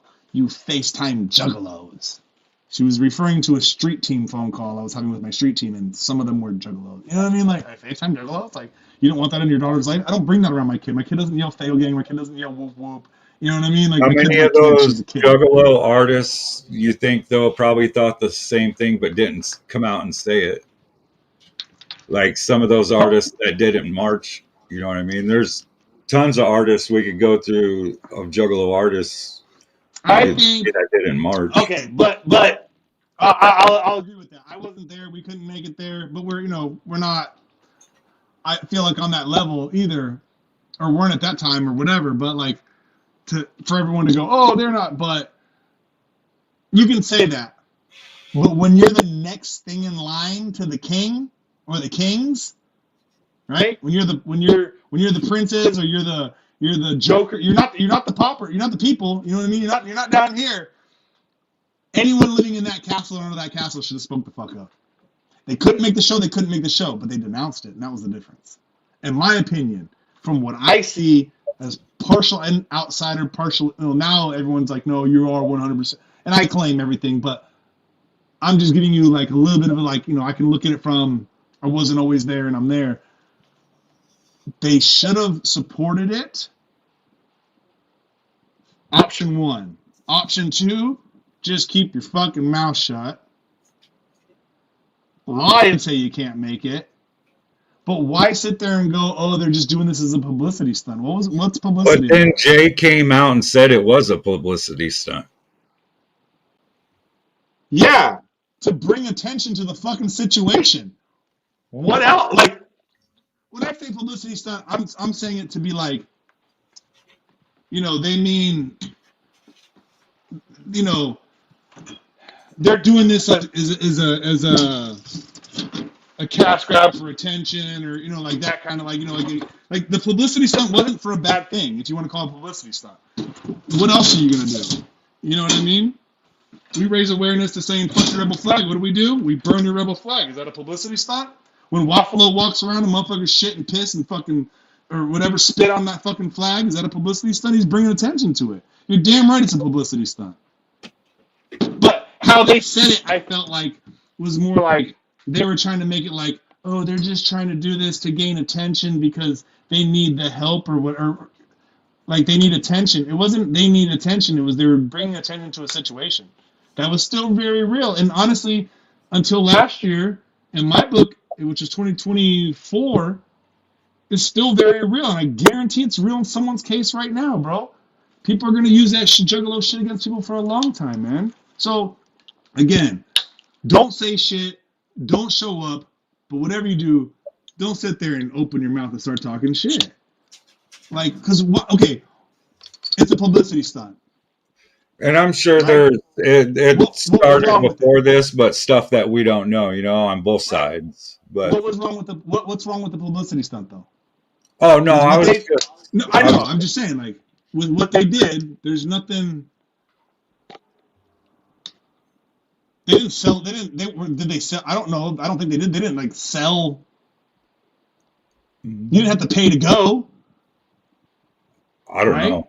I don't know. I didn't make it. I think I was. Okay, yeah. I don't think you had to pay. I don't think. I mean, all you had to do is walk down to the fucking area and where they talked and all that and had the performances. That was all free. So,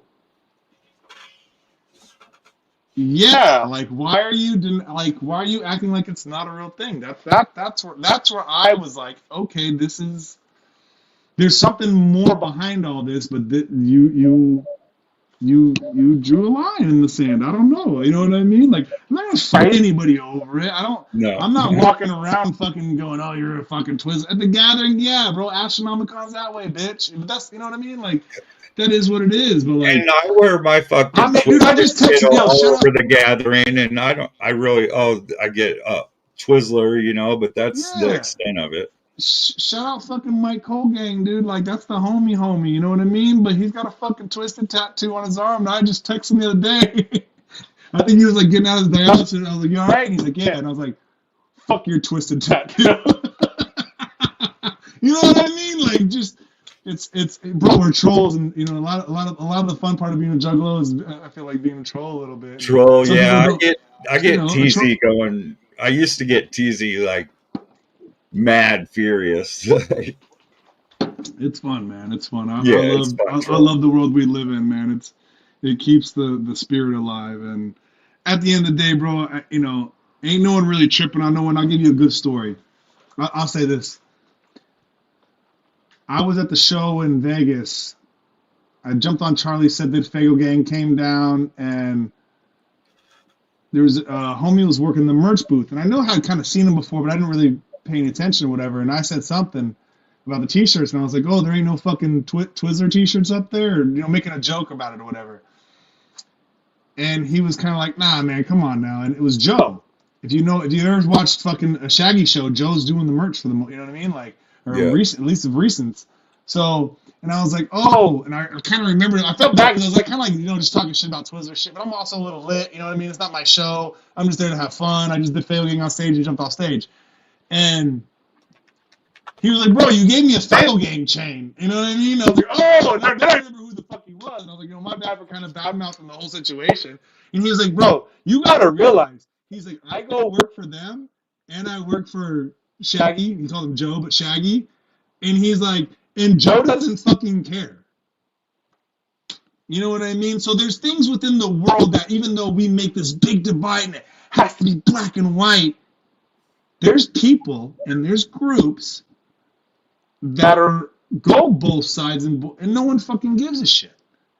So why does anyone give a shit? I know in the underground, a lot of it is the juggalos keeping it alive, fucking bringing that shit up all the time. You know what I mean? But in the underground, it's something different. You know what I mean? Like you see and I'm not talking on any sides, but you see the Cody Manson situation. Like he went at fucking shout out Darby, but he went at Darby and Ouija or whatever, and like I don't think it went anywhere. But now you have those fans that are going to look at you that way or have you in that, you know what I mean? I just keep my mouth shut for the most part. You're at the gathering, bro, or whatever, I'm gonna throw a fucking goddamn Twizzler at you. I don't give a shit, you know what I mean? But like, right.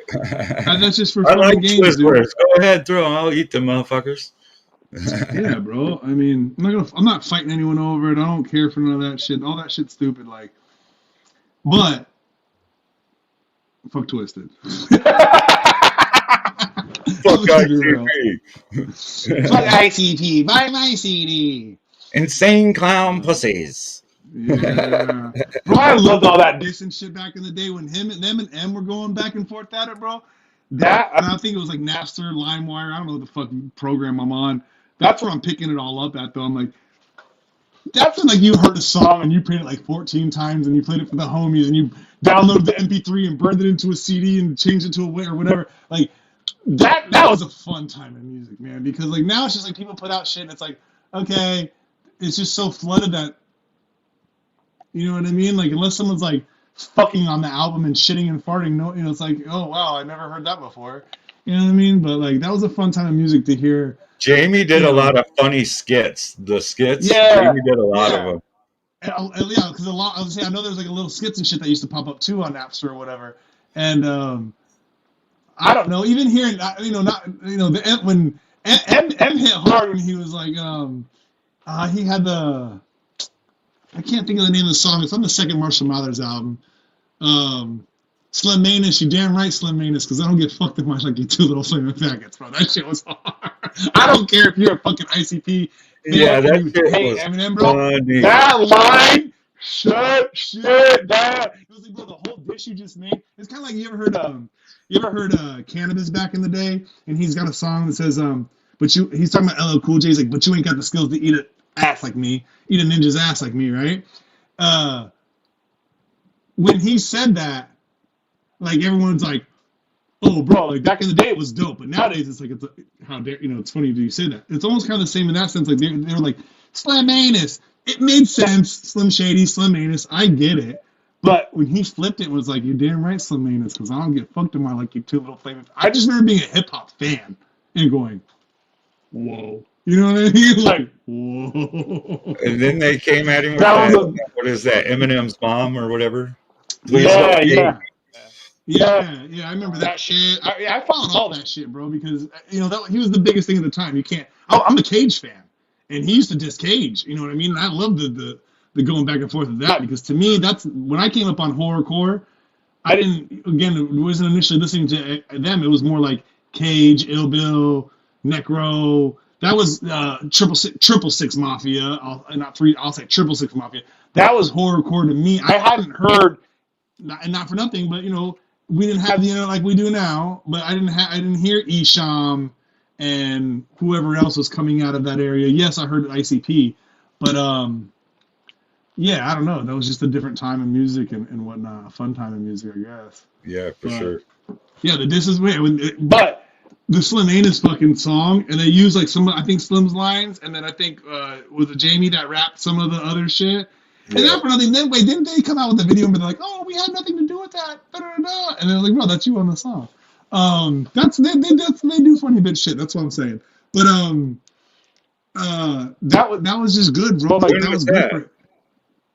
They did a video where he like denounced Jamie or one of them was like, oh, we didn't have anything to do with the Eminem diss. They were on like some interview or some shit, bro, and he denounces it.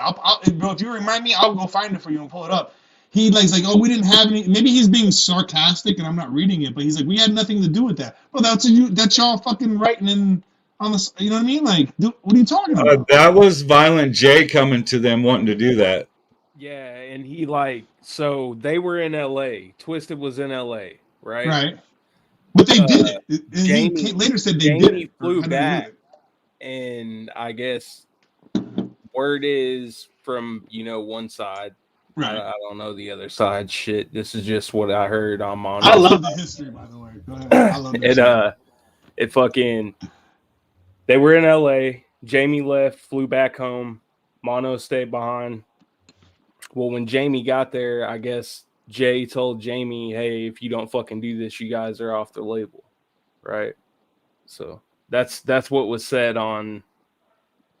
That seems extreme, though. You know what I mean? Even for like, hey, don't help us with this diss song or you're off the label. Like, it's wild, right? I can't say I can't doubt it because there's none of us were there, but I don't know. Yeah. And how many artists have said that Jay's hard to work with? Like lots of artists. Well, sometimes when I listen to an ICP album, I'm like, is Shaggy on here? Yeah, bro. But Jay's very. In his own right, and they both are. He's very talented. You know what I mean? Like when I started really getting into it and listening to the production and everything, I'm like, bro, this is not normal shit. And then what they're doing and the way they're saying it and the way the overall, and then when actually I started understanding everything, I was like, this is deep, dude. This is way deeper than most artists will ever make of music. And most people just go, oh, it's just some fucking guys just clowns rapping. I'm like, no, dude, you don't get it, dude. Like this 35 years of fucking history, yo. Yeah, and of them, bro, they're creative with backgrounds and backstory and things mean intertwined and come back, and that doesn't come from just being, you know what I mean?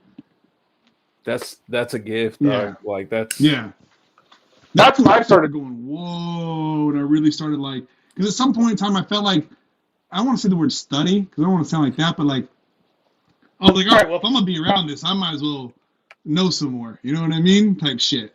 And people go online looking up abandoned houses and shit. I'll be going online looking up like IC, just learning a little bit more in here and not completely geeking out because I'm my own artist in my own right, but like, let me at least know what's what and let me go listen to these albums. And at some point in time, I went through all the Jokers, you know what I mean, and other things that were. I can't think of the name of it, the Love album or whatever. All you see is the picture of it in my head. But I just started going through, you know what I mean, like some of the side albums and all that other shit. The discography is the word I'm looking for. But yeah, you know what I mean. Yeah, shit's deep. It's deeper than deep. I feel like, and a lot of people don't see that. And I'm like, oh, that's y'all's loss. But yeah, as far as I don't know. I just think that. It would have been, honestly, at overall, my last thing about this is it would have been better off if they would have just not said shit, had their differences, because I've been in situations with other artists where we've had our differences, but we don't put it in the public so it doesn't ruin the music for the fans. Because once you put out there, oh, we hate each other and da-da-da, then people are going to draw sides. If no one knows your business, again, remember what I told you earlier, Lee? I was like, yo, if you and your mom got beef, you don't put it online, no one knows, right? If your mom grounded you, or if you and your brother got beef, or you know what I mean? Hey, my brother fucked my bitch. Well, if you don't tell the world, then it's not as embarrassing. You know what I mean? Except for the 14 people that might know in your inner circle. Right. But once you put it out to the world, that like, I don't think the clown said anything first. I feel like Twisted said it first when they were like, "Oh, we're not going," and it's a publicity stunt. Yeah, it's a publicity stunt, but the way you're saying it makes it sound like a publicity stunt's a bad thing. A publicity stunt could be a good thing. And why do that? Right. Why hurt the fans? Because that's all that really ever happened in this whole situation. They're all grown men. They could have went their separate ways and done their separate business. And I see it as all that got hurt were the fans, because now some of us beef over it, literally beef over it. Some of us don't hang out. Some of us don't go to certain shows over it. When it could have just been like, we don't fuck with you, let bygones be bygones. You know what I mean? But I don't know. I mean, I do know some of the sentiment, and some of the shit goes deep, and I do see some reasons why it's like, no, fuck you. Like when everyone's like, oh, they're gonna bring Dark Lotus back for the 25th gathering, whatever, and when you see Shaggy or you see Violent J say if it's ever gonna happen, then like, fuck Twisted. You know what I mean? Like, no, it's not gonna. That's not gonna change, unfortunately. I'm not saying unfortunately. I say unfortunately for the people and the fans' sake. Yeah. For their own sake, bro. That's not my. It's not my business, man. I don't know. You know what I mean? I don't know, and I bet it's a lot more than we all know. I bet some motherfucking some people's bitches got smashed in the background that no one knows about. You know what I mean? Or you stole my groupie or whatever. And Since I'm it mad got over it. so far, why come out and say the whole reason behind all this hatred? You know what I mean? Come out and Why not? Why not? Because you add more fuel to the fire, and then people will go, "I told you so," and da. I mean, maybe So that it would just show the bad side from the other side. as a responsibility to the fan sense, if that's anything that's in mind of the situation, that would be my. I mean, if you're going to PR the situation, a lot of times when you're huge, and I understand they're completely independent now, but like, if you're fucking Post Malone, dude, you got someone who's like, you might not want to do that. Post will probably do what he wants, but you know what I mean? They give you media training. They tell you what, you know what to say and not to, oh, my butthole itches because I have diarrhea. You don't say that on fucking camera when they ask you how you're doing. You know what I mean? So. How did you know, bro? These people, I'm sorry, I didn't cook the meat all the way. These people, I don't know. I just felt like they had more. I mean, you had, if you want to look at it from a fan side, you had more responsibility, even as an artist side, you had more responsibility to the fans than to do this to the fans. Now, I don't think ICP's wrong on their end once they retaliated, but they weren't the first ones to open their fucking mouth. Were they? Tell me if I'm wrong. But the first thing I know was this is the publicity stunt. Gmo dropped that because ICP and Light dropped that 6 foot, 7 foot. And then Gmo responded with Polo's resume. But wasn't that already after the march? I know it was right around that time, bro. It definitely was right around the time. I was never really a fan of the 6 foot, 7 foot song, to be honest. I just didn't like it. I don't know why. Maybe I was over the beat. I already heard the beat too many times. You know what I mean? And I was like, I'm not really a big Lil Wayne fan, but Lil Wayne can rap. And I know Gmo did that response. I watched Gmo do a video because not for nothing. Like I saw Gmo, and I think this is before the beef at a show in LA. Definitely before his diss, that's for sure. And we had just finished. We were doing a show in LA, and we just finished up our show. And the homie was like, yo, my homie does merch for Strange Music. And it was Seth's crew, like, headlining or something. And Riff Raff was downstairs at a completely different venue. And he was like, yo, you want to come through? He's like, I know. He's like, I mentioned it because of that. So he's like, yo, you want to come through? He's like, I'll put you on the list or whatever, right? And this is like, like one of Tech's, like, main merch guys or whatever. And he was friends with Two Bong, super cool cat. So he put this on the list. Our show was supposed to be over by, like, 10 or 11, so we're out of there. We head over to the show. We catch a little bit of Gmo, Seth's crew, and the dude that always would fake his death back in the day. Like, literally tell everyone he's dead online. I can't think of his name. Seven, not Seven Dust. Seven Syndicate or something? No. I don't think it was Syndicate or anything like that, but he's a dude out of Florida. Anyways, whatever. And